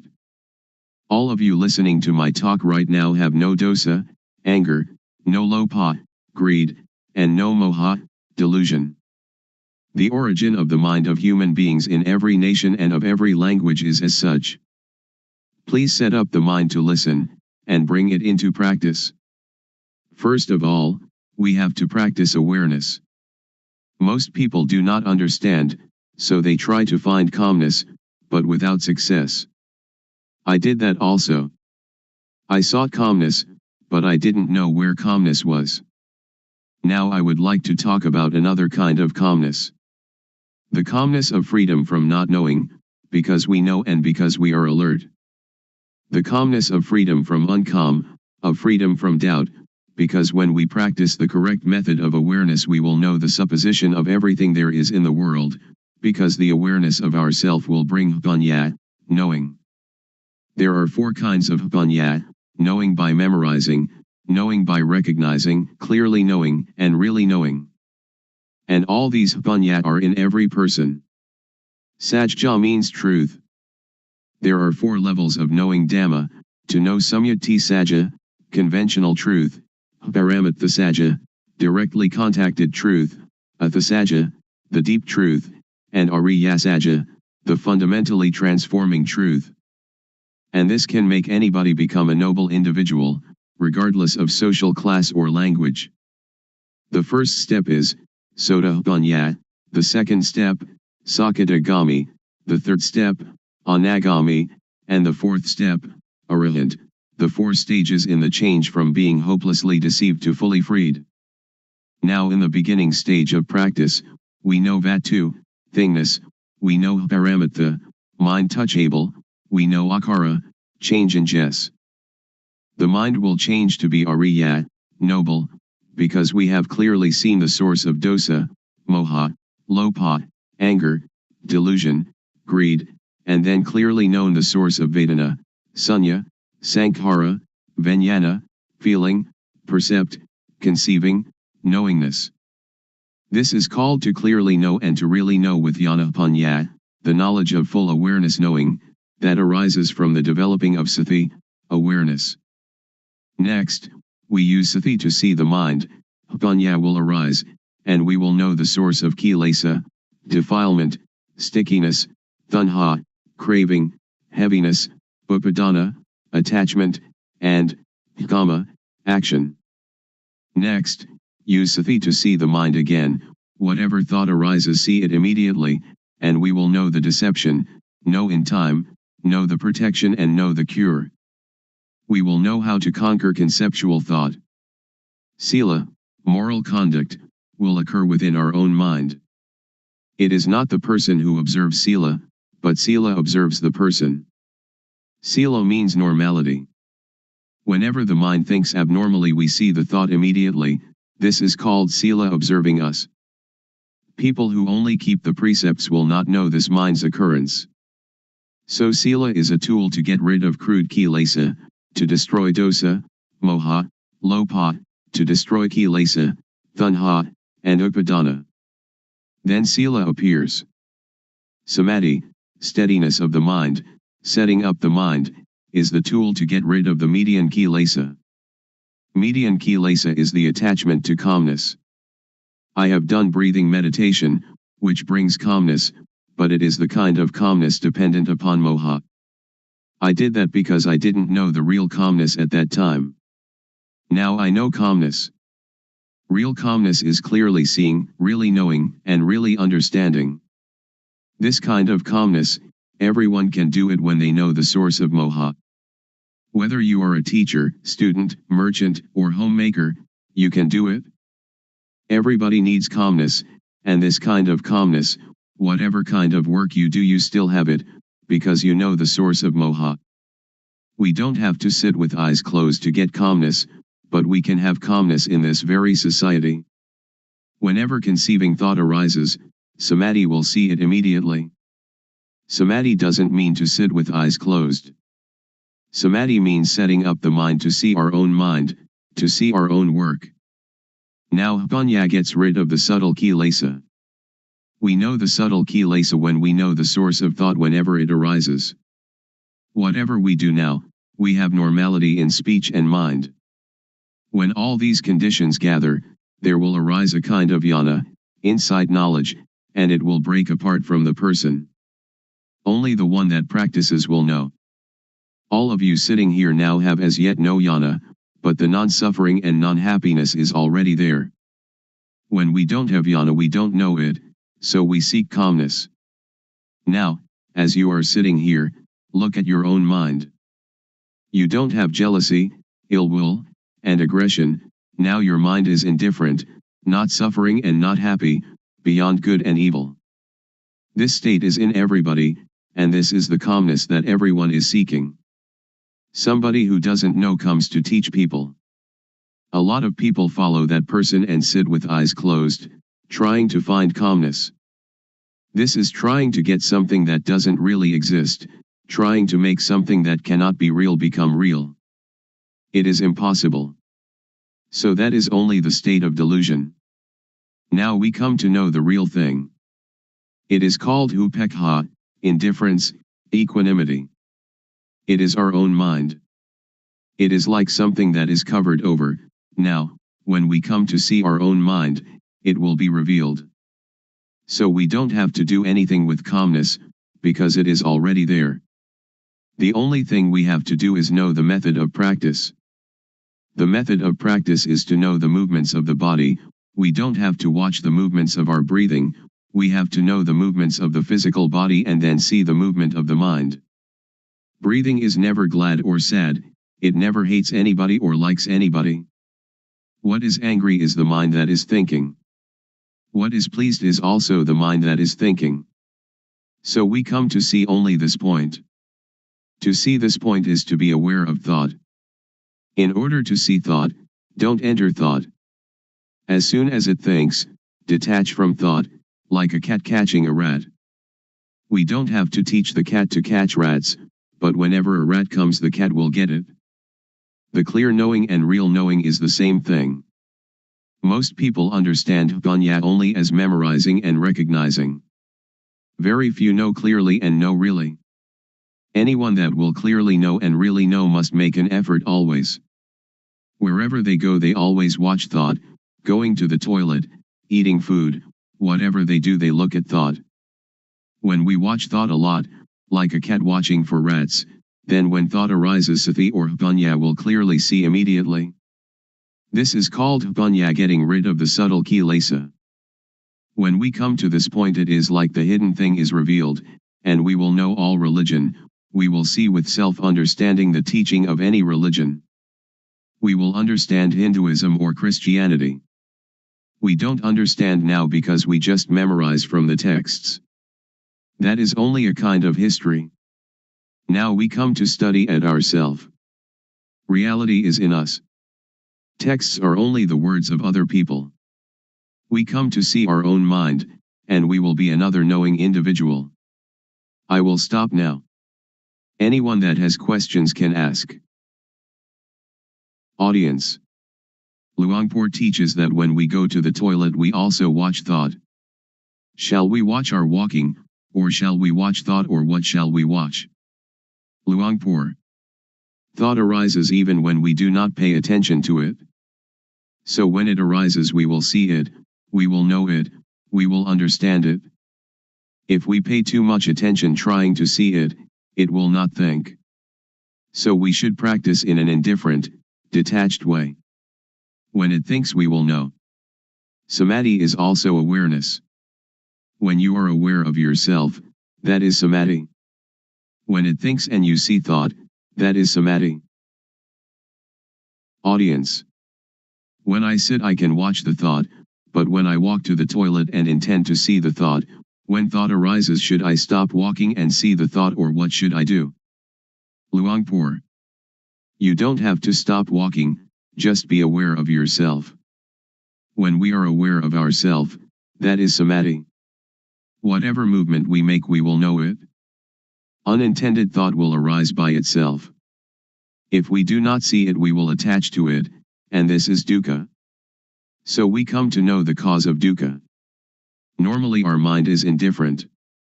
It can think without dukkha, and we know that it thinks without dukkha, but when we do not see thought, we follow thought, we enter the cave, and that is dukkha. To see thought is difficult for somebody who doesn't understand, but it is easy for one that understands. To see thought doesn't concern any kind of work. We can write, and when thought arises we see it. When we walk to the bathroom, or when we are bathing, and it thinks, we just see it. So we don't have to do anything with calmness, because calmness is already there. The real calmness is when we see thought. Audience. So we don't have to stop thinking. Luangpor. Right. Just watch the movement of the mind. Don't force the mind not to think, don't try to prevent or force the mind not to think, don't try to prevent or get rid of thought. Many people want to tranquilize the mind, they don't want the mind to think. That is the understanding of others. But in my view, we should let the mind think. The more it thinks, the more we know. It is like when we dig a new well, the water is at first full of dirt. So we have to empty out the water, bucketful after bucketful. We don't have to stop up the hole out of which the water is flowing, but we let the water flow, as much water as possible, and we continue emptying out the dirty water. We clean the edge of the well and continue emptying out the water. We do it again and again. We do it until all the dirt is gone and the water flowing out of the hole is clear and pure. If anything were now to fall into the well, we should see it and know it immediately. So we don't have to stop the mind from thinking. Sometimes it thinks this, sometimes it thinks that, but we just see it immediately, like cat catching rat, and the more it thinks, the more we empty it out. When thought arises, we see it, that is the important thing. Audience. When we sleep and when we are awake, do we watch thought in the same way? Luangpor. The same. When we cannot see thought, when thought arises during the day, we don't know it. At night when we dream, we also don't know it. Now, when we see thought wherever we go, when thought arises we know it. At night we sleep, and when it thinks we also know it. Audience. I am still puzzled. Should we see thought or should we see ourselves? Luangpor. They are the same. We can call it seeing thought, and we are also aware of ourself at the same time. Audience. I would like Luangpor to explain the difference between knowing thought and seeing thought. Luangpor. When we know thought, we enter into thought, and thought still continues, it doesn't stop. But when we see thought, when thought arises, it stops immediately.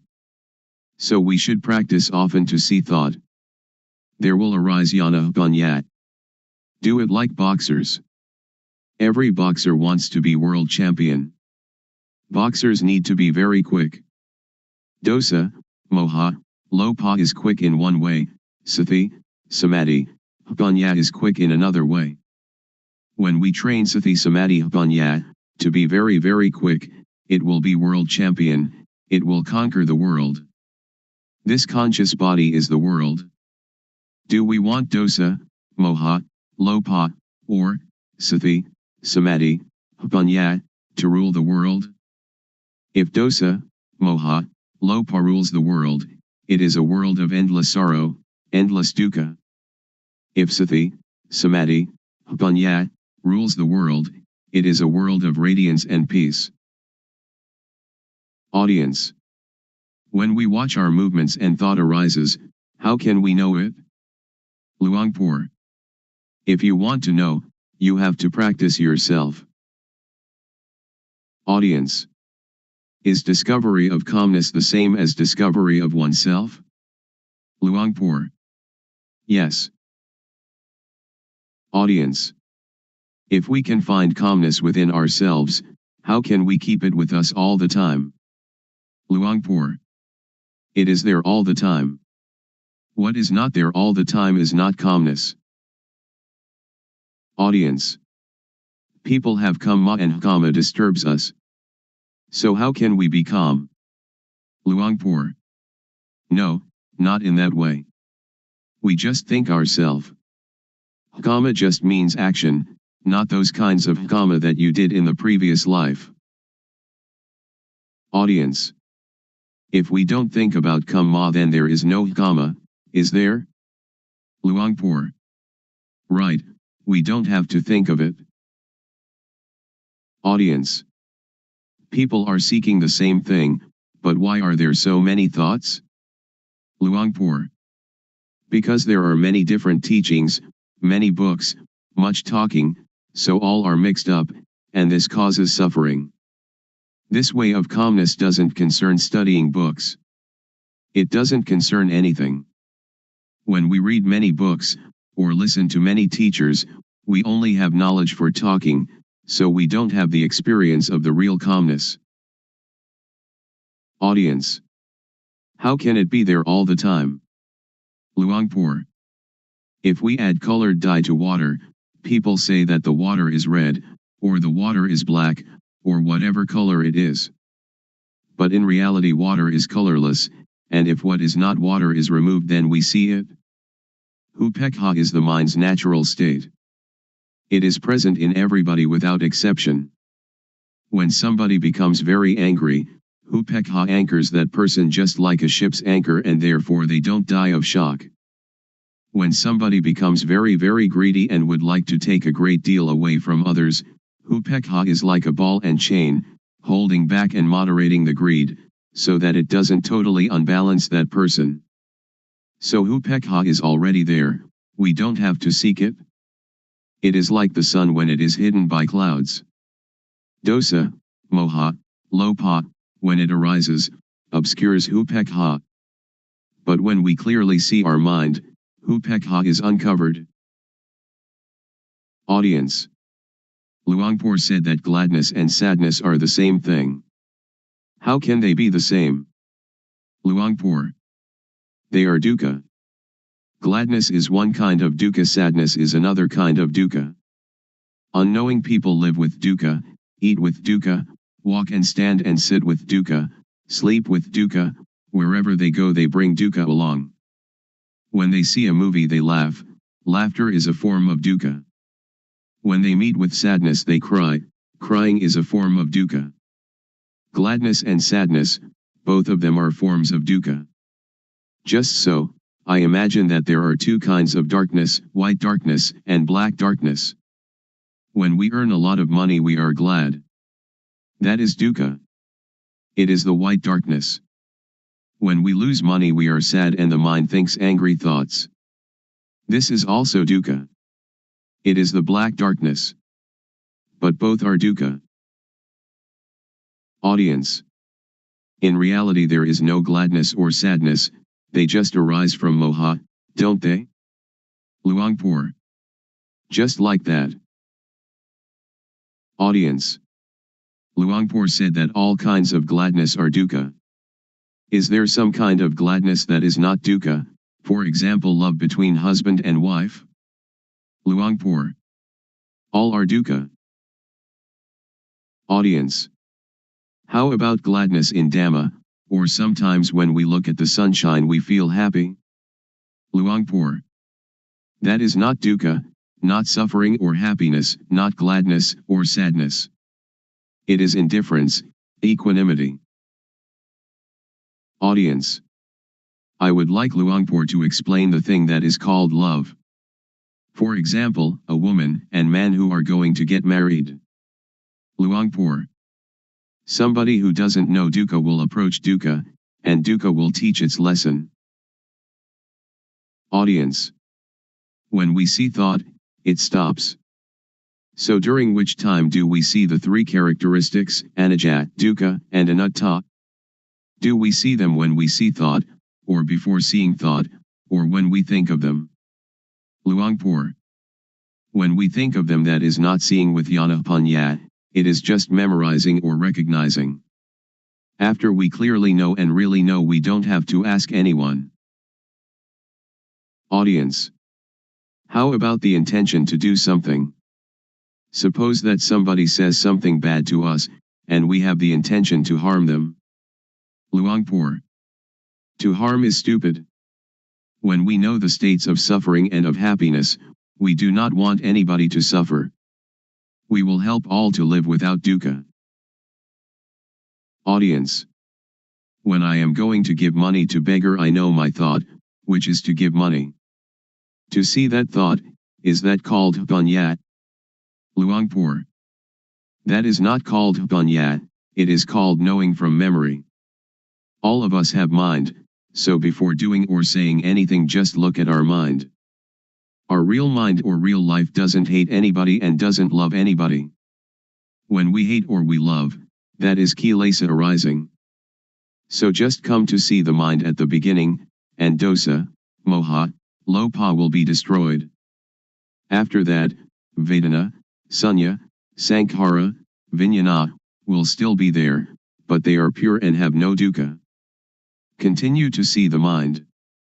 We will see kilesa. Kilesa is like gladness and sadness. When we like something and we give it to somebody, it isn't that this is not kilesa, because we like the person that we give it to, we give it with kilesa, we don't give with indifference. Pra, venerable, noble, is indifference. Pra means one that teaches others to be indifferent. Audience. When we give charity, we usually think of metta, loving kindness, and karuna, compassion. So where is karuna and where is metta? Luangpor. Those are just words for talking. It is not Dhamma. It is social. Audience. If we don't have metta and karuna, how can we have the motive to do good for others? Luangpor. That is the beginning stage, or the foundation for ethics of the world. Audience. In the case of Luangpor, who is trying to help us to be free from dukkha, isn't it the metta of Luangpor? Luangpor. Not metta. Anybody that would like to have Dhamma, just accept it. We don't have gladness or sadness. It is like when we see someone that is drowning, we jump into the water and help them without thinking anything. Audience. When that person sees someone drowning and helps immediately, is it the result of social ethics or is it their own nature? Luangpor. It is their own nature. But when we try to help other people, we don't see our mind, but the nature of the mind is already there, the indifference is already there, we never come to see it and we try some other way. That is why we don't have real calmness. Visible here and now.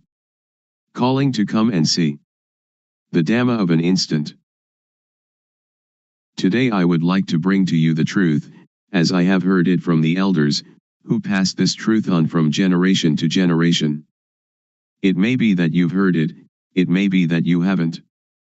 When listening, please set up the mind to listen with sati, samadhi, panya, awareness, steadiness of mind, knowing. Consider these words, and find their actuality at last. In everything that happens there must be cause and effect. For example, the cause is that we go to work, the effect is that we earn money, the cause is that we go to study, the effect is that we gain knowledge. So the knowledge is the result of the study. Therefore the cause is to be diligent and the effect will be truly useful. The elders used to teach that the cause is developing sati, awareness, the result is the knowledge that arises. They have said so. Whether or not the Buddha talks in this way, or whether or not your parents and teachers talked in this way, make the experiment, and discover for yourself whether it is true or not. We have to consider and to really know it. The cause is called the developing of sati, the truth is called sajja. Whether or not we know it, it is still there, like something beneath an overturned bowl, we right the bowl, and what was concealed is revealed. Or it is like opening up what was closed. You should try it, and see for yourself whether it is like this or not. You can sit with legs tucked back to one side, sit with legs outstretched, sit on a chair, or sit in half lotus. Rest your hand on your thigh. Now turn the hand up onto its edge, having awareness of doing it. Turning the hand is the cause, the awareness of doing it is the effect. Turn the hand back down, having awareness of it. The cause is turning the hand down, the effect is the awareness that coincides with the movement. Turn the hand up, being aware of the movement. Turn the hand back down, being aware of the movement in the movement. The cause is turning the hand up and being aware of it, and turning the hand down and being aware of it. The effect is that the knowing will accumulate. So when you are doing this, are in the rhythm of it, developing sati, you can say it is the same as the Buddha's teaching, the same as the elders' teaching. You should develop sati. When you develop sati, panya will arise. The elders used to tell us that Buddha taught the 4 satipatthana, the bases of awareness, or the 4 major postures, which are standing, walking, sitting and lying down. You have sati in these postures, then you have the sati to know other, minor movements. In all minor movements, stretching, bending, and all other movements, have the sati to know it. The effect will be the knowledge that arises. Some people may say that this accords with the texts, some may say that this does not accord with the texts, but please listen, and try to practice yourself. If it is useful, we use it. If it is useless, we cast it away. The knowledge that we have learned, we know it already, but the knowledge we have never heard, please try it and find it for yourself. This is a practice I have done. Sit comfortably, back erect, hands palm down upon the thighs. Now turn the right hand up onto its edge, being aware of the movement. Then raise the hand straight up to chest height, being aware of the movement. Then bring the hand down to rest on the abdomen, being aware of the movement. Now repeat these 3 movements with the left hand. Then, having sati in each movement, move the right hand up the chest, then swing it out to above the right leg, then lower it to rest on the thigh, and then turn the hand back down again. And now repeat these 4 movements with the left hand. This is rhythmic practice. It is called the minor movements. Humans cannot stay still, so we find some work for the body to do and then use the sati to be with the movement. You can call it sati or you can call it samadhi. The feeling is called sati, samadhi is setting up the mind. When you do it, have awareness of it. If you don't set up the mind, then you will not know. When you blink, you know it. We blink since our birth from our mother's womb, but we don't know it. When we look to the left or look to the right, we don't know it. We don't have sati, samadhi. We have only the usual sati samadhi, but we don't set up the mind to know it. If we set up the mind to know it, the sati will be newly built sati. Samadhi is setting up the mind. We breathe since we were born from our mother's womb, but we don't know it. Now we set up the mind, and breathe in and out, then we know it. When thought arises, then we know it. The knowing is caused by the developing of sati. So I would like all of you to take this teaching and use it. Ordained, all right, not ordained, all right, believe any religion, all right, wear any uniform, all right, keep the precepts, all right, don't keep the precepts, all right, give a lot of charity, all right, don't give any charity at all, all right. If you don't develop sati, then you will not know, even though you make merit, keep the precepts or practice a lot of calmness meditation. The knowing will arise because of the developing of sati. When we have more and more awareness, then the unawareness, which is moha, or delusion, will fade away. When we have more and more sati, more and more samadhi, panya will arise. This is called panya parami, the perfection of wisdom. I do not talk according to the texts, panya is already there, parami means the readiness to know, if we practice in the right way. If we practice in the wrong way, then we will not know. Now if we know the real thing, not knowing outside ourself. We know within ourself. We know ourself. Sitting here we know ourself to be Rupnam, body, mind. Turning the hand up is Rup Nam, turning the hand down is Rup Nam, continuing turning the hand up and down is Rup Nam. This is knowing Rup Nam. Then we know the action of Rup Nam. When Rup acts, Nam acts simultaneously. When Rup Nam acts, we know it. We know it because of the developing of Sati. Panya arises because of the developing of Sati. We know Rup disease, Nam disease. This born Rup has disease, like headache, stomachache, fever, and so on. Another kind of Rup disease, Nam disease, thought is Nam, but when it thinks it is the Rup. When some people talk and that makes us satisfied or dissatisfied, our mind has disease. Really know this thing. The developing of Sati is cause, the arising of Panya is effect. After knowing Rup Nam, we come to know Dukang, Anajang, Anatta, suffering, impermanence, not self. People have taught that Dukang, Anajang, Anatta, is white hair, wrinkled skin, broken teeth. That is true, but not true according to the developing of Sati. The developing of Sati will cause Panya to arise, that turning the hand up is Dukang, lowering it is Dukang. Dukang is with the Rup. Rup is a kind of lump of dukkha. Dukang is unbearable. Anajang is unstable. Anatta is uncontrollable. It is like that all the time. If we know it, it is like that. If we don't know it, it is also like that. So Dhamma, which makes a person become a Buddha, is there before the Buddha. Dhamma exists in everybody. It depends on the owner of each body to make this knowing happen. If we are able to know it, then we will know it.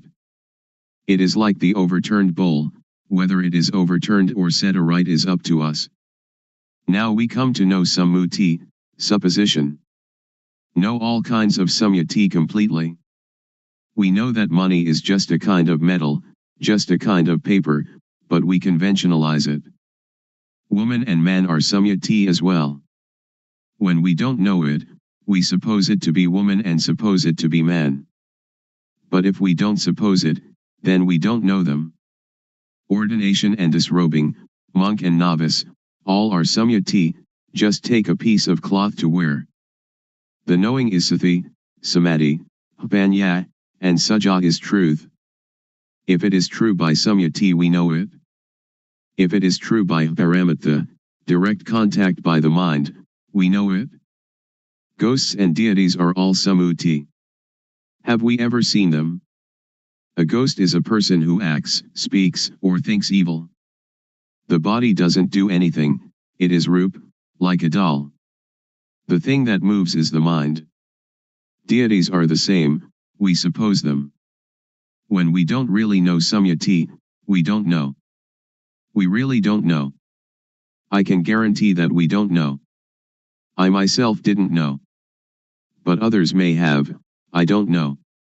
I have done many kinds of meditation, like Buddho, Samarahang, counting breaths, the rise and fall of the abdomen, and sitting and observing the breath, but I really didn't know, the knowing didn't come, didn't arise.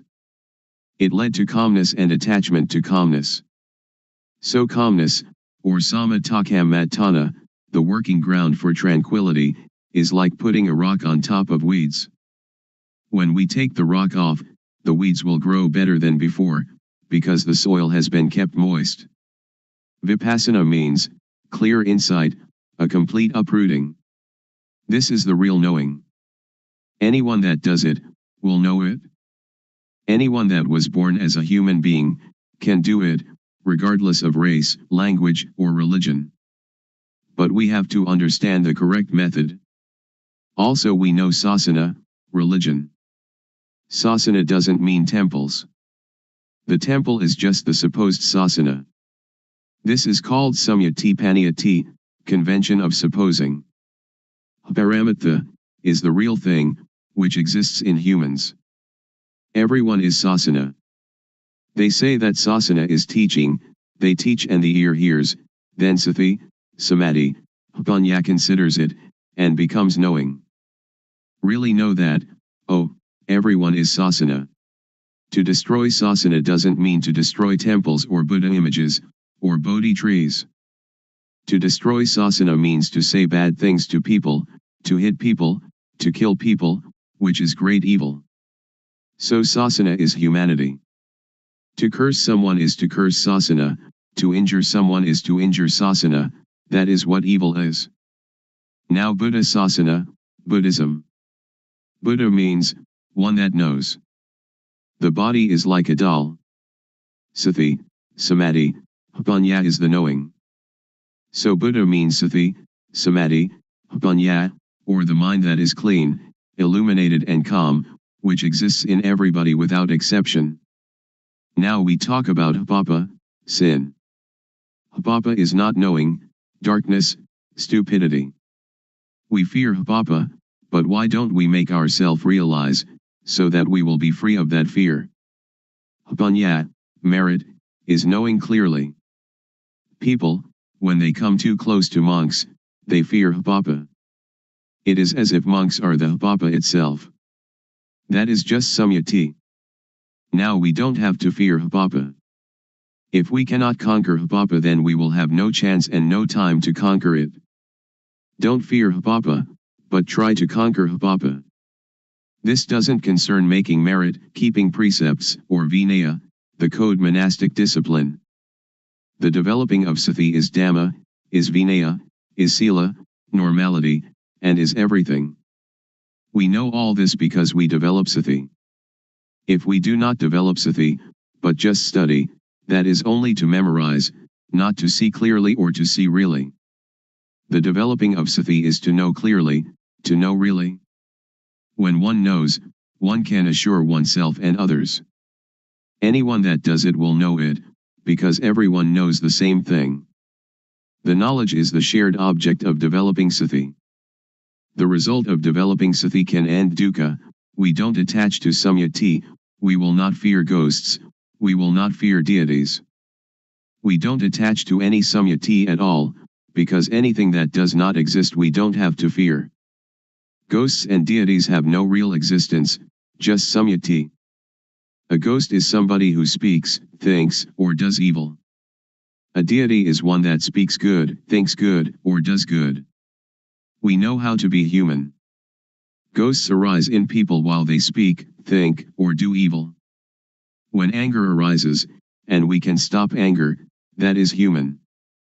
When we can make our mind calm and clean all the time, that is deity, a mind worthy of respect. When we know like this, we can break through. So Vipassana has this object, the 6 sense bases, eye, ear, nose, tongue, body, and mind, the 5 aggregates, that is from the texts, the 12 bases, the 18 elements, the 22 faculties, the 4 noble truths, and the 12 patijjasamuppada, dependent co-arising. We learn from the texts, we study it, but we don't know it. We just know from memory. When we come to develop sati, the knowing will arise, that is the real thing. When we use sati to watch thought, whenever thought arises we know it, because when we move we have sati. Thought has no real self. When thought arises we have sati and know it, like a cat watching a rat. When the rat emerges the cat catches it immediately. This is the same. When we have sati in each movement, when thought arises we know it, see it, and understand it. This means that we can untie it and conquer it. The elders said that to conquer others 100 or 1000 times has not the benefit of conquering oneself just one time. To conquer oneself is to conquer thought. When thought arises we see it and know it. Then it cannot proliferate. Whenever thought arises we know it.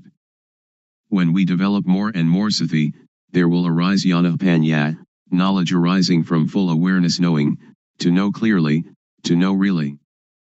Vatu, thingness, means everything in the world and in ourself, we have to know it all.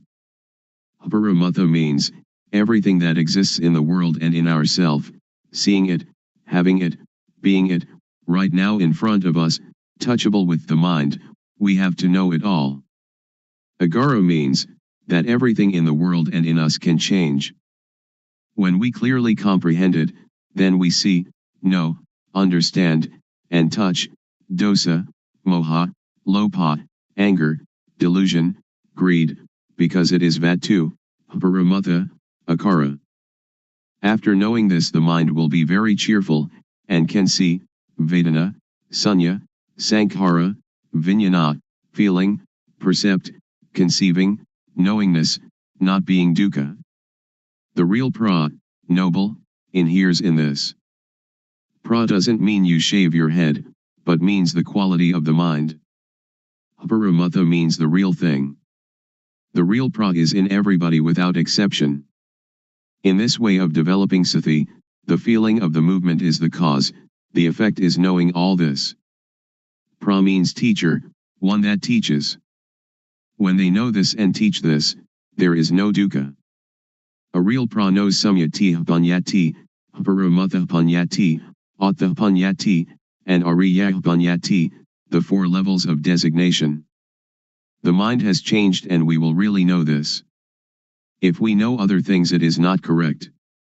We continue the practice. There will arise piti, rapture.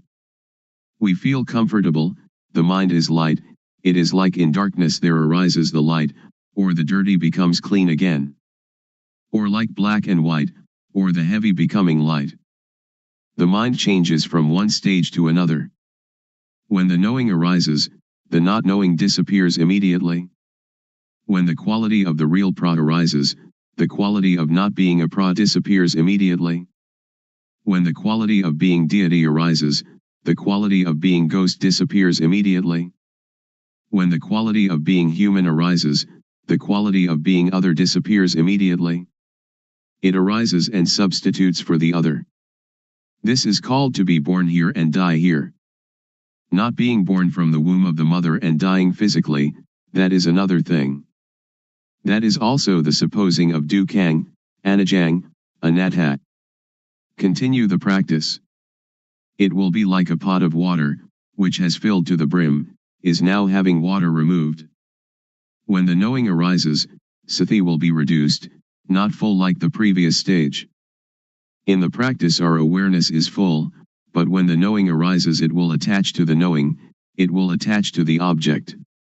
When the object arises we have confidence, and it enters into our memory in the brain and is never forgotten then on. I have known this since I was 46, but I haven't forgotten even a little. I know Rupnam in the morning and know the changing of the mind in the evening. I really know this, and I have the confidence to guarantee that it is the teaching of the Buddha. The Buddha taught this thing. Making merit, giving charity, keeping precept, that is good in one way, but learning from the texts, we do not really know how to practice developing sati, how to deal with the mind. A person who doesn't know teaches a person who doesn't know. The result is not knowing. One that knows teaches, the result is knowing, because everybody has it, each can become the real pra, a noble individual. Woman, man, child, if they know it they become the real pra, a noble individual. Therefore the pra is a kind of blessing, because she or he teaches people to know. Blessing means noble. The noble knowledge is called giving Dhamma as charity, or giving knowledge as charity. This is the path of the real noble individual. When we develop sati, and know the movements more and more, jnana panya will occur. When jnana, insight knowledge, arises you will really know, you don't have to remember from the texts. You will know kilesa, tanha, upadana, kama, stickiness, heaviness, attachment, action. Seeing clearly, seeing really, kilesa, tanha, upadana, kama, will reduce or fade away. When we know this point, we don't have to believe anybody. The one that sees it owns it. Suppose that the Buddha comes and tells you that this practice is not correct, you will also not believe him, because it is real. When jnana panya arises, you have real confidence. When you know this point, piti will arise again. When I knew this point during my practice, I went to sleep. After getting up, I started walking back and forth. The cause is walking back and forth, the effect is that the knowing arises again. I walk back and forth and have the knowing. At that time, there is a centipede running across my path. The centipede is cause, the effect is that I see the centipede. I light a candle and try to find the centipede. When I cannot find it, I bring the candle back, and then begin to walk back and forth again. Walking back and forth is cause, the effect is knowing sila, sila kunda, samadhi kunda, panya kunda, all that belongs to normality, setting up the mind, knowing. The knowing arises that kunda means, vessel, container, to contain, to fight it. You can fight everything. It is like when the container is good and you go to get water, you can have that water to drink. But if the container is broken, when you go to get the water, you cannot get it. In the texts they call this, ati sila sikha, ati jitta sikha, and ati panya sikha, the training in the higher morality, higher mind, and higher wisdom. We can compare them, the texts and the experience. This is called sila has arisen, therefore sila is the tool to get rid of the crude kilesa. Sila is already there in us. So this kind of sila doesn't concern keeping precepts, but only concerns the development of sati. When we practice this kind of developing sati, its result will happen in this way. When we know this point, we will understand that sila can really get rid of the crude kilesa. When the crude kilesa is removed, sila will occur. It is like when we plant fruit trees, banana, coconut, or palm, the shoots are already there, but to see them we have to wait until they come up. When we see them, that is the result. Please work diligently and devotedly at developing sati. Whatever people may say, we don't have to pay attention to it. Even though you make merit and give a lot of charity, you will never know this experience. Even though you study a lot, you'll also never know. They do not concern this thing. This can really untie dukkha. When we can cure dukkha, wherever we are comfortable. If we are parents, teachers, children, police, soldiers, monks, novices, or whoever, we will be comfortable, because dosa, moha, lopa disappears, the attachment disappears. But we have to go over this object again and again, so as not to forget. But when you really see it you will never forget it. I have seen it, and I have never forgotten it. Now we come to know samatha, concentration calmness, or doing calmness. There are two kinds of calmness. Samatha calmness is the calmness of not knowing. So samatha meditation is only a device to keep the mind calm. Vipassana, liberating insight, means to see clearly, to know really. It is also calmness, but a different kind of calmness. Developing sati, the calmness will arise by itself because it is already there. The arising calmness is the unattachment, not having dosa, moha, lopa. When people say anything to us, sati will come immediately.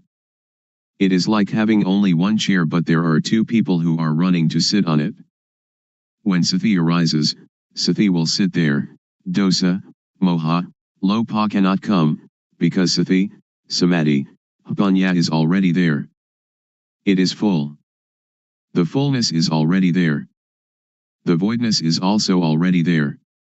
It is like an empty glass, which has air inside it but we cannot see the air. When we pour water into it, water will substitute for the air, all of the air. The matter of sati is the same thing. I can really assure you. Suppose there is somebody who says bad things to us. Sati will come, and we can see it clearly. Parents teach us that if there is somebody cursing us or saying bad things to us, we should be patient and not get angry.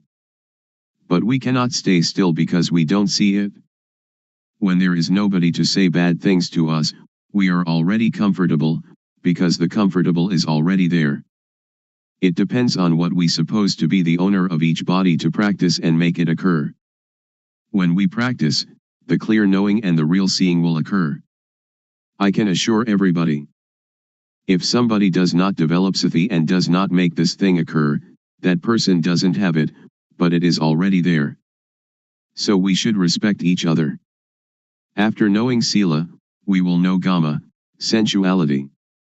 Gama means those things that make calmness. Gama is attachment. This is called gama aramana, the object of sensual enjoyment. It is called gamazava, under the control of gama, bhavazava, under the control of bhava, being, or dukkha. This is bhava and jati, birth. Avijjasava, avijjaya is not knowing. Now we come to know gama, which is deities, rich people, people with authority. They attach to reputation, money, honor, these people who have gama, but I do not blame anybody, I just teach directly. You can bring it into practice, or you might not bring it into practice, it depends on you. When we know gama, we see that gama is dukkha, gamazava is dukkha, bhavazava is dukkha, avijjasava is dukkha, because of not knowing. We also know samatha meditation. People may talk in any manner, we really know the matter of calmness. We know all the stages of it, because it is already in us. We write the overturned bowl, we open up what is covered over, that is to teach the method of practice, the method of arm movements, the method of turning the hand. This is one form of the most intensive practice. I have not taught this according to the texts. It may or may not contradict the texts, but I will talk in this way, because doing this way then you know this way. If you study from the texts, when asked about the truth, you don't know. Many of my teachers didn't know. The arm movement is cause, its result is bhanya arising. Cause and effect go together. After knowing this, we know about bhanya and hapapa. For any bad bodily action, we know how it is hapapa, kama, harmful, benighted action, and, if there is really a hell, into which level we shall fall. For any bad verbal action, we know how it is hapapa, kama, and, if there really is a hell, into which level we shall fall. For any bad mental action, we know how it is hapapa, kama, and, if there really is a hell, into which level we shall fall. For any bad bodily, verbal, and mental actions together, we know how they are hapapa, kama, and, if there really is a hell, into which level we shall fall. For any good bodily action, we know how it is, punya kama, beneficial wise action, and if there really is a heaven or nibbana, to which level we shall go. For any good verbal action, we know how it is punya, kama, and if there really is a heaven or nibbana, to which level we shall go. For any good mental action, we know how it is vedana, and if there really is a heaven or nibbana, to which level we shall go. For any good bodily, verbal, and mental actions together, we know how they are punya, kama, and if there really is a heaven or nibbana, to which level we shall go. The shaking of the knowing element is already there in everybody. The developing of sati can apply to everybody. If you don't believe it, just try it. I can guarantee that it will not take longer than 3 years and you will really know. It is like the fat, fertile grain that we plant in the field.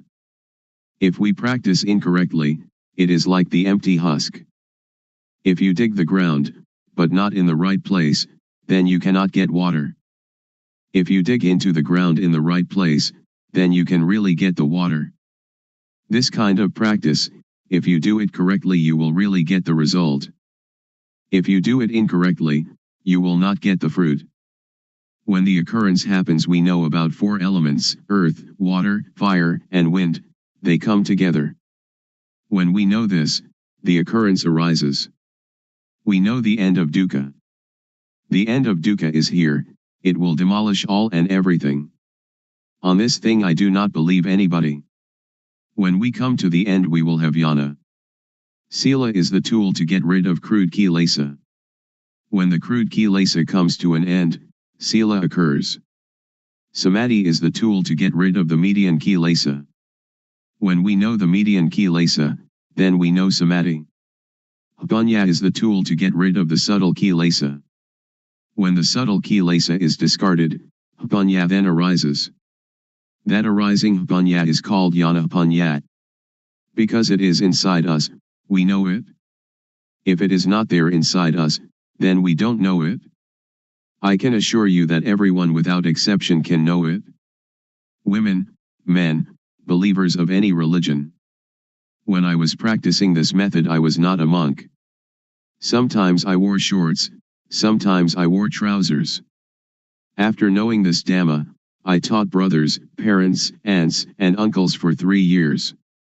They knew, but they knew little, but still they knew the real pra, knew the supposed pra, knew Samyati Panyati, Paramutha Panyati, Attha Panyati, and Ariya Panyati. The mind changes from commoner to noble individual. They say that Nibbana is, ta dunga pahana, abandoning by substitution of opposites, vikkumbana pahana, abandoning by suppression, samacheda pahana, abandoning by destruction. Ta dunga pahana is, to come to know oneself thoroughly. There are 4 levels of knowledge. First, we know until the end of dukkha, but we know only a short time, it doesn't last long. Second, we know longer, like the light of a bigger lamp. Third, we know even longer, like the light of even bigger lamp. And fourth, when we know the end of dukkha, but after we know it is there all the time. It is like the full flame of the lamp, or the light of the sun, the very brightest light. There are 4 kinds of jnana. We have to really know it. This is learning and practice. Learning means moving the arms. Practice means turning the hand up and down. After learning and practicing this method, the fruit will come, and we will have no doubt, because we know all. We also know the end of dukkha. Patijassamuppada, dependent co-arising, is just words.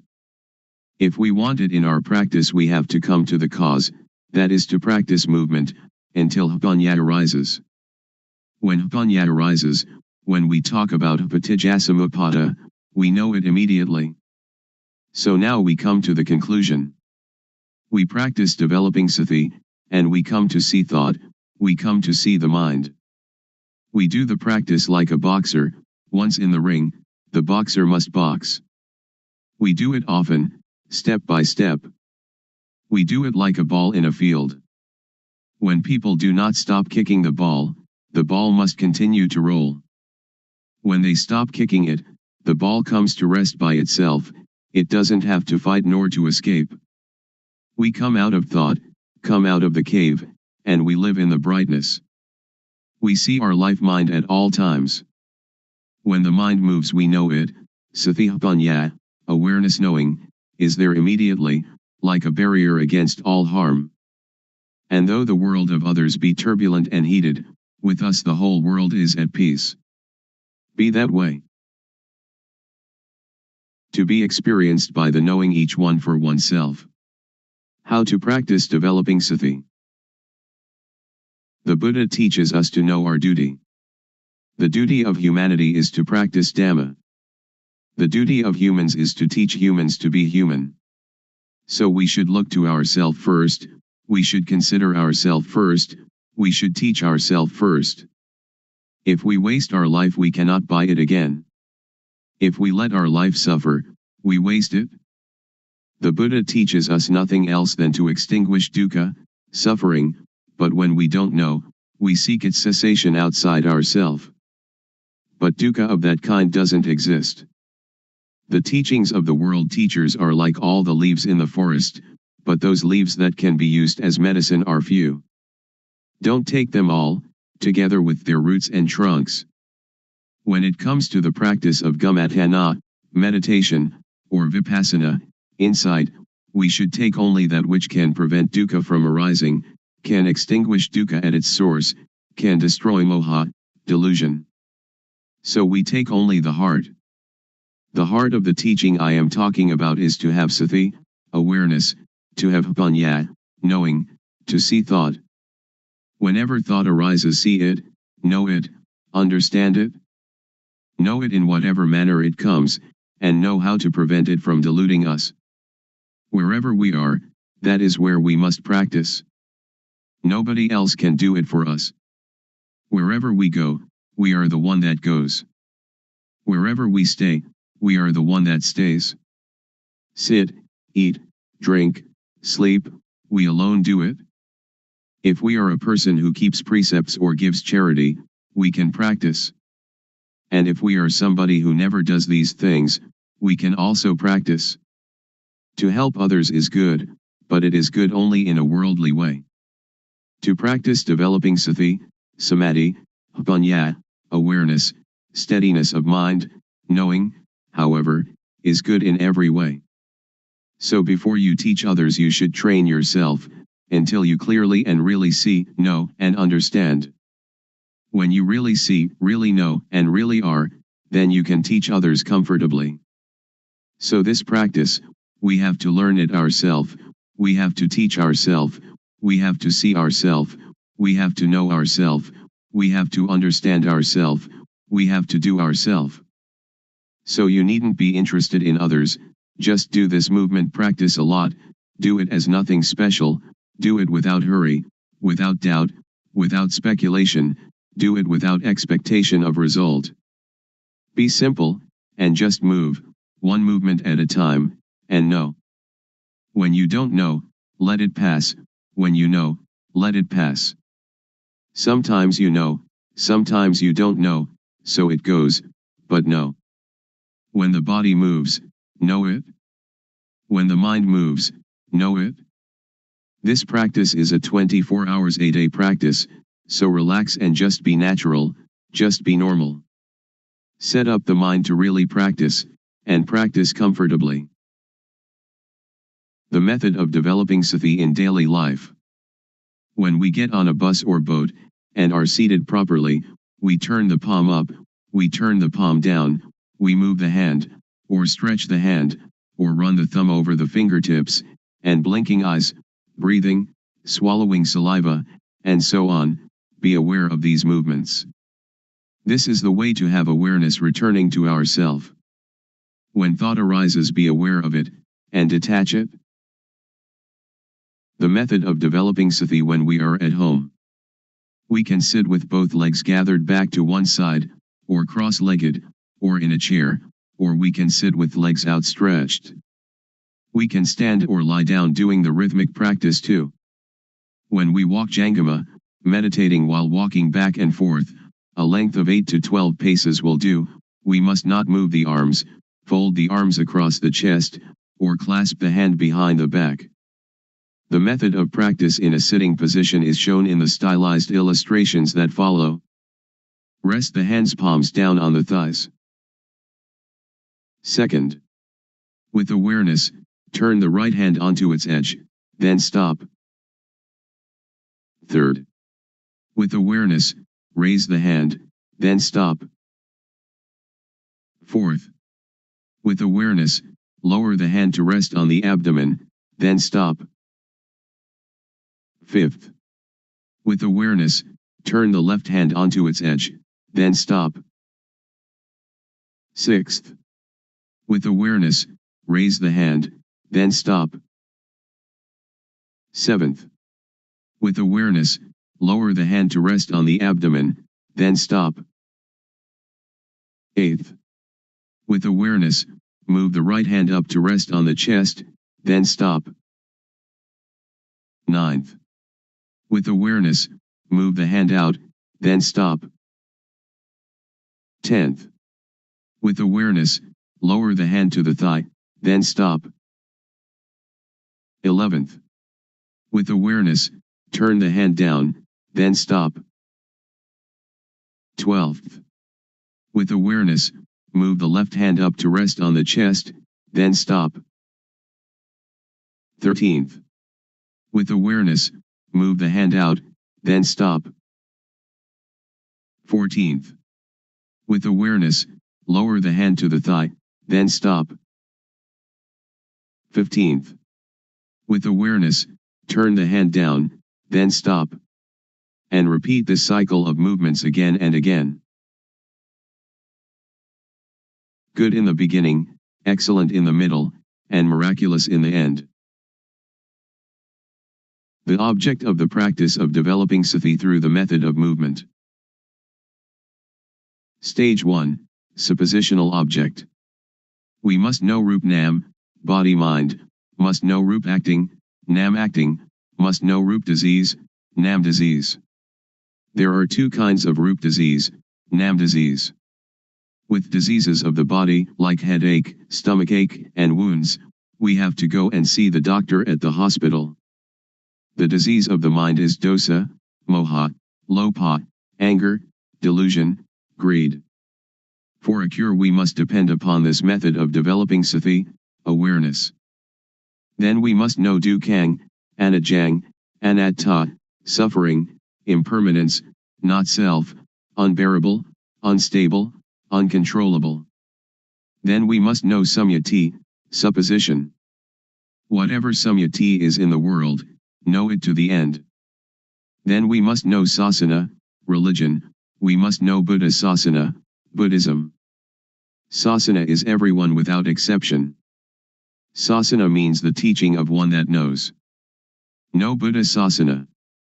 Buddha means one that knows, one that is awake, one that is blessed with Dhamma, which is sati, samadhi, panya, awareness, setting up the mind, knowing. So we develop panya. Then we must know papa, sin, must know punya, merit. Papa is dark, stupid, not knowing how it is. Punya is clever, knowing everything. Whoever doesn't know is called somebody who still doesn't have punya.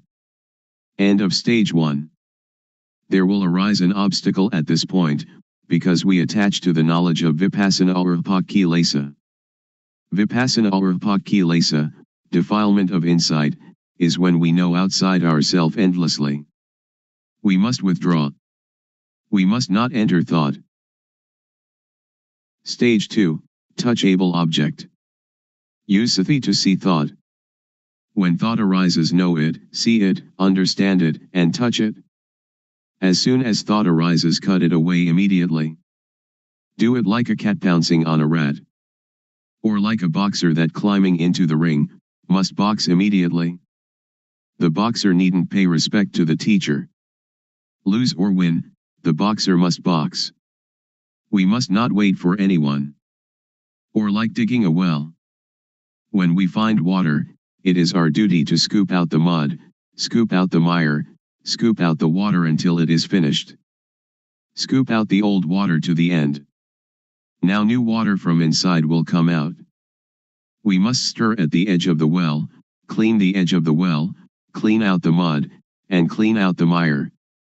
Do it often. The water will become clean by itself. When the water is clean, anything that falls into the well we will know, see, and understand immediately. The cutting out of thought is the same. The quicker we cut, the better it is. Then let us see Vatu, thingness, see Paramutha, mind touchable, see Agara, change in Jess. Vatu means things that exist in the world, everything in humans and the mind of humans and creatures. Paramutha means things that really exist, we are seeing, having, being it, right now in front of us, touchable with the mind. Agara means change in Jess. Suppose we have a full can of dye, originally of 100% quality. If we dye cloth, it will adhere to the material 100%. When we know, we see, we can touch with the mind, the same full can of dye but the quality declines. Take it to dye cloth, it will no longer adhere to the material.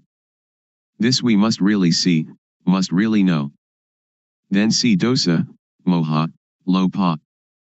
Then let us see, vedana, sunya, sankhara, vijnana, feeling, percept, conceiving, knowingness, see them, know them, and touch them. Really understand this. We needn't doubt. Now there will arise a little bhiti, rapture, but bhiti is an obstacle in the higher practice of Dhamma. We must not be interested in that bhiti, we must come to see thought. This is the beginning of the touchable object, of this method of developing sati, of one that has panya. Continue to see thought. There will occur knowledge, or jnana panya, the knowledge of full direct awareness knowing. See, know, and understand kilesa, tanha, upadana, kama, defilement/stickiness, craving/heaviness, attachment, action.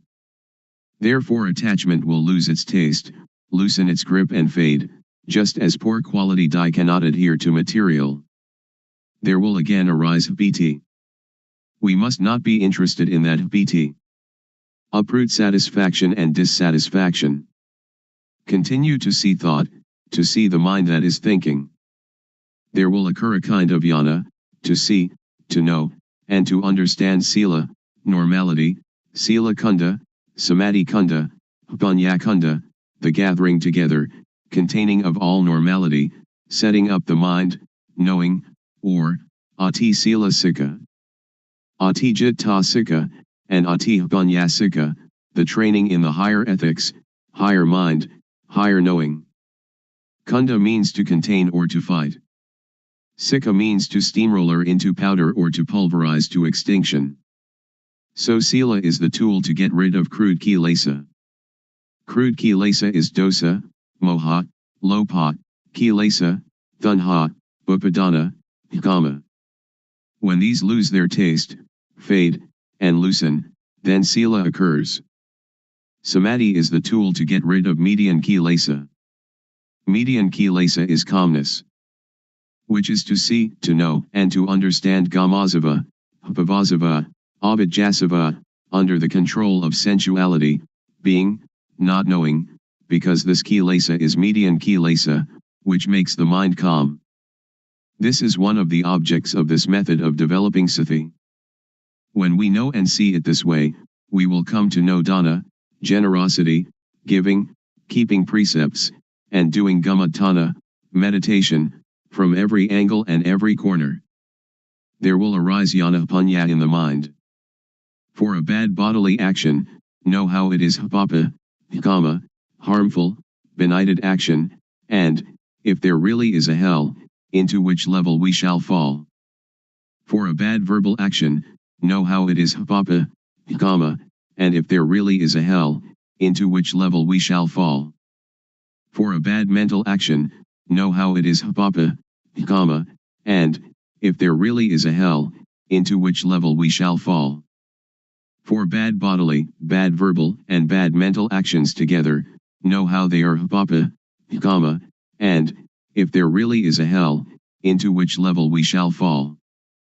For a good bodily action, know how it is punya, kama, beneficial, wise action, and, if there really is a heaven or nibbana, to which level we shall go. For a good verbal action, know how it is punya, kama, and, if there really is a heaven or nibbana, to which level we shall go. For a good mental action, know how it is punya, kama, and, if there really is a heaven or nibbana, to which level we shall go. For good bodily, good verbal, and good mental actions together, know how they are punya, kama, and, if there really is a heaven or nibbana, to which level we shall go. End of the object of this method of developing sati. It will be the greatest, most wonderful unfolding, which is in the mind of everyone without exception. If we still do not know it now, when the breathing is nearly finished we most certainly must know. One that is developing sati, developing panya, has jnana and knows. But somebody who doesn't develop sati doesn't develop panya, when the breathing is nearly finished it will be the same, because they have no jnana. To clearly know and really see, not just to memorize or recognize, to know with jnana panya of the real developing of sati, is to be able to assure oneself. It is said that at the end jnana will arise. Be careful about abnormalities that may occur. Be aware of yourself. Don't attach to happiness or to anything that arises. Don't take happiness, don't take suffering, but just return to reviewing the object often, from Rup Nam until the end of the object, level by level, and know that the object has steps and stages. Certainly, if you develop sati correctly, the longest time for the practice will be no more than 3 years, the median time 1 year, and the quickest time 1 day to 90 days. We do not have to talk about the fruit of this practice. There is really no dukkha. But that is not obtained simply by wishing, and this too is dukkha. There are many different methods of gamatana. I have practiced many methods, but those methods did not lead to Vipassana. Now, the method that we are practicing is the method that directly leads to Vipassana. Anyone can practice it, if they know the correct method. When Vipassana arises, you will know, see, and understand by yourself. So the method of turning the hand up and down is the method to build up sati, to develop Vipassana. When it has been practiced thoroughly, it will be abundant and spontaneous. Anyone without exception can practice it, whether they are a child or adult, whatever work they do, whatever religions they profess or beliefs they hold, they can practice. Everyone has body-mind. Body is the matter that we can see with the eyes. We can call it rup. But the mind we cannot see with the eyes, we cannot touch with the hands. It can be called nam. These two things are the same. When we build up sati, develop sati, Vipassana will arise and know by itself. Just have the thing that is already there grow up. The thing that is not real, we don't have to do it. When we know Rup Nam, we will know everything, and we can really untie dukkha. For example, we will not attach to samyati. After knowing that, we practice more awareness, doing the arm movement as I advised you. Now we do it faster. Thought is the quickest thing, it is quicker than electricity.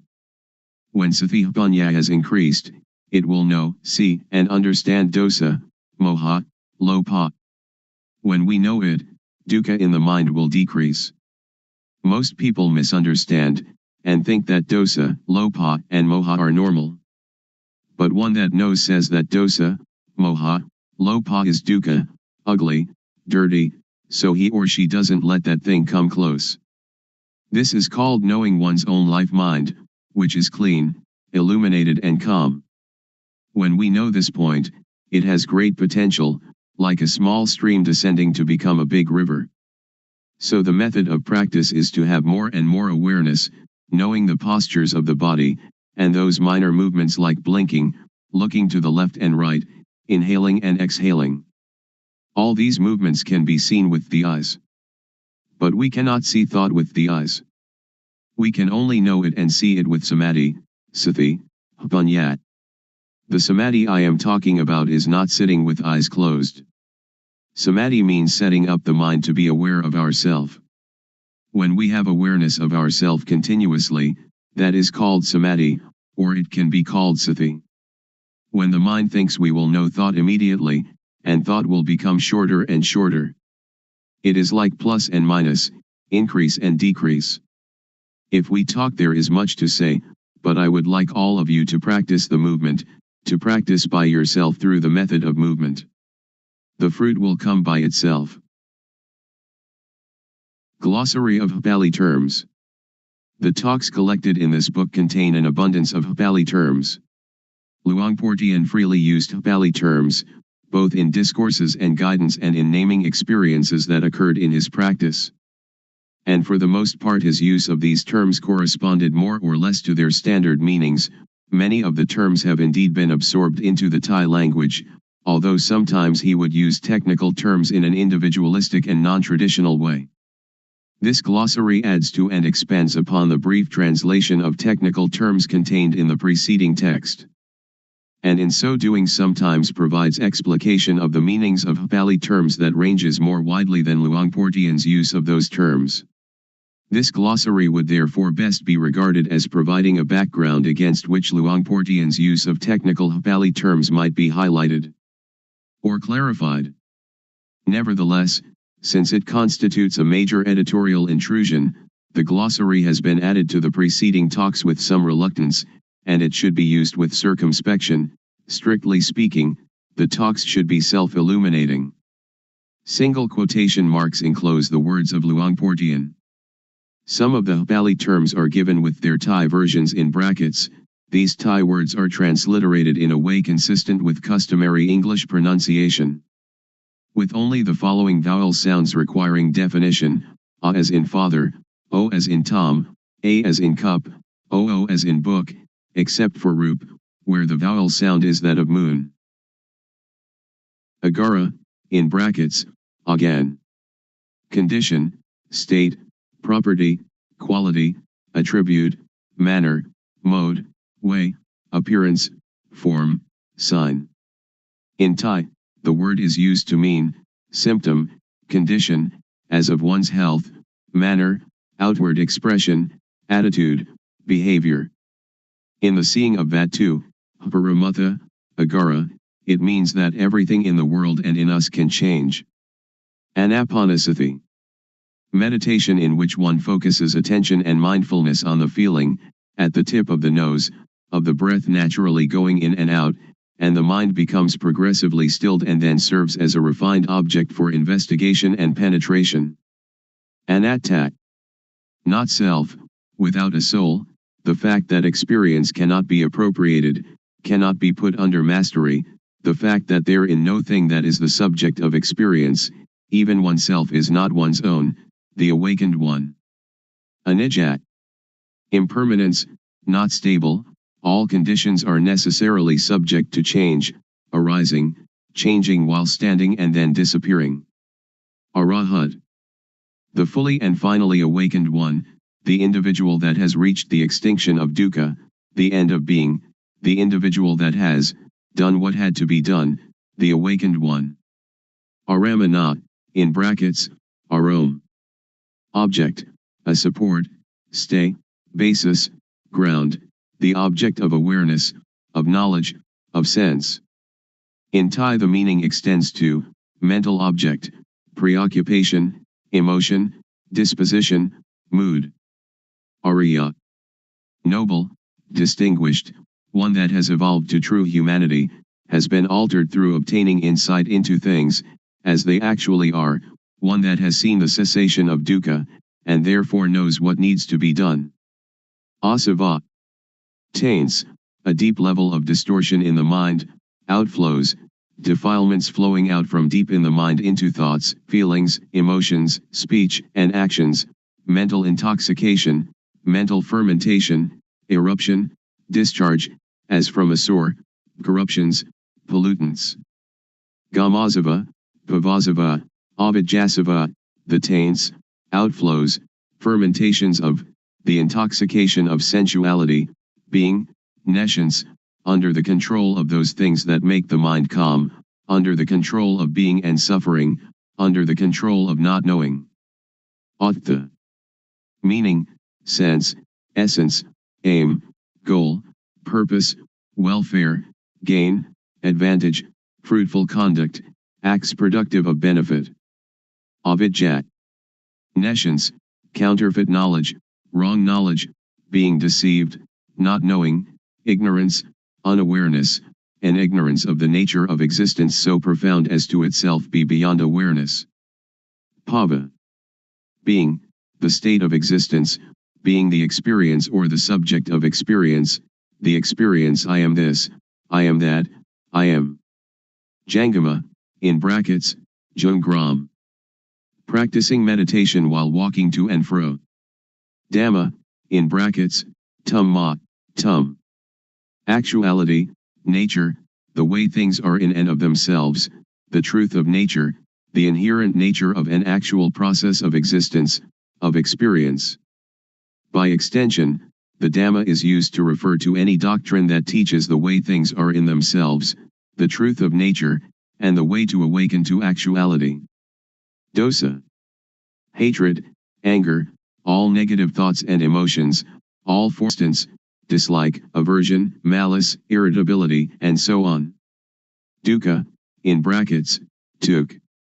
Suffering, affliction, sorrow, misery, disease, stress, inner conflict, being oppressed, literally, hard to endure, difficult to bear, the inherent unsatisfactoriness of all conditions, the burden of personal existence, the hopelessness of the unenlightened person's situation. Dukang, anajang, anatta, suffering, impermanence, not self, unbearable, unstable, uncontrollable. Gama, in brackets, gam. Sense desire, sensuality, seeking and indulging in sensual pleasures, the hunger for sensual experience, for sense input, those things that makes the mind calm, the pacifying of the mind by sense experience, by attaching to sense experience. By attaching to the calmness that arises from unawareness of the problem of one's own existence. Kama, in brackets, gum. Action, the Buddha defines action as intention, intentional action, volition. In Thai, gam often implies bad actions, which entail unfortunate consequences. Kumatanat, in brackets, gumatan. Literally, workplace, working ground, basis for action, basis for mediation practice, meditation subject, ground for mental culture, that aspect of an experience that is the object of intelligent awareness. In Thai, the act of meditation or contemplation. Kunda, in brackets, kun. Aggregate, heap, bulk, mass, totality, group, category, all that is included under. In Thai, vessel, container, vessel, container, to contain, to fight against kilesa. Sila kunda. All that belongs to moral behavior, the gathering together, the containing of all ethical behavior, of all normality, sanity, naturalness. Samadhi kunda. The gathering together, the containing of all steadiness and stability of mind, of all setting up of the mind, and therefore the eradicating of attachment to things that make the mind calm. Punya kunda. The practice of the attainment of the highest knowledge, the gathering together, the containing of all insight knowledge, of thoroughly and completely knowing and seeing all action, mental, verbal, and bodily. Kilesa, in brackets, gilate. Defilement, corruption, impurity, impairment, all the things that defile, dull, darken and sadden the mind, stickiness in the mind. Lopa. Greed, lust, covetousness, desire, all forms of attraction, of the mind inclining towards things with wanting. Moha. Delusion, confusion, dullness, stupidity, bewilderment, unawareness, being unaware of what is happening here and now, especially unawareness of experience that is neither pleasant nor unpleasant. Yana, in brackets, yan. Knowledge, wisdom, insight, higher knowledge, inside knowledge. Yana punya, in brackets, yan panya. The transforming, liberating knowledge that comes from the accumulation of direct awareness, knowing of oneself, of experience, of existence, the knowledge arising from full, complete self-awareness, self-knowing. Nibbana, in brackets, nippon. Extinction of dukkha, extinction of attachment, of craving, of dosa, moha, lopa, extinguishing the fire of being, ending the subtle conceit, I am. Bunyati, in brackets, bunyat. Designation, name, concept, idea, making know, declaring, proclaiming, manifesting, enacting. In Thai, the term means law, legal act, rule, regulation, to prescribe. Samyati bunyati, in brackets, samut bunyat. The convention of supposing, the designation of the mundane or conventional world, that which is conjured into being by the mind. Paramatha bunyati, in brackets, paramat bunyat. The designation of the sphere of the real, the actual, of what can be touched by the mind. Atta bunyati, in brackets, at the bunyat. The very deep meaning of the Dhamma, so deep as to be very difficult to know. Ariya bunyati, in brackets, ariya bunyat. The designating, making known of experience in which dukkha has been extinguished, agreement between those that have become true humans. Bunyat. Knowing, understanding, wisdom, insight, intuitive wisdom, knowing by direct seeing outside of thought, seeing things as they are without conceiving, the knowing that results from dwelling in awareness of oneself. Papa, in brackets, Bob. Evil, bad, wicked, demerit, sin, stupidity, dark, stupid, not knowing how it is. Paramatha, in brackets, Paramad. The highest good, ultimate, absolute truth, the real, the actual, the true, unchangeable, invariable, the touching of things with the mind, everything that really exists in the world and in ourself, seeing it, having it, being it, right now in front of us, touchable with the mind. Apatijasamuppada. Dependent co-arising, but let be the past, let be the future, I shall set you for the teaching, when there is this is, with the arising of this arises, when there is not this is not, with cessation of this ceases, the awakened one.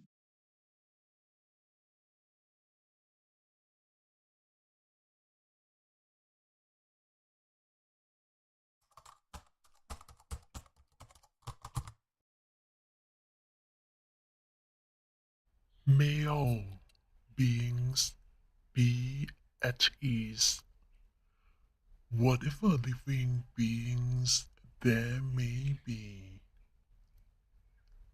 whether they are weak or strong, omitting none, the great or the mighty, medium, short or small, the seen and the unseen, those living near and far away, those born and to be born. May all beings be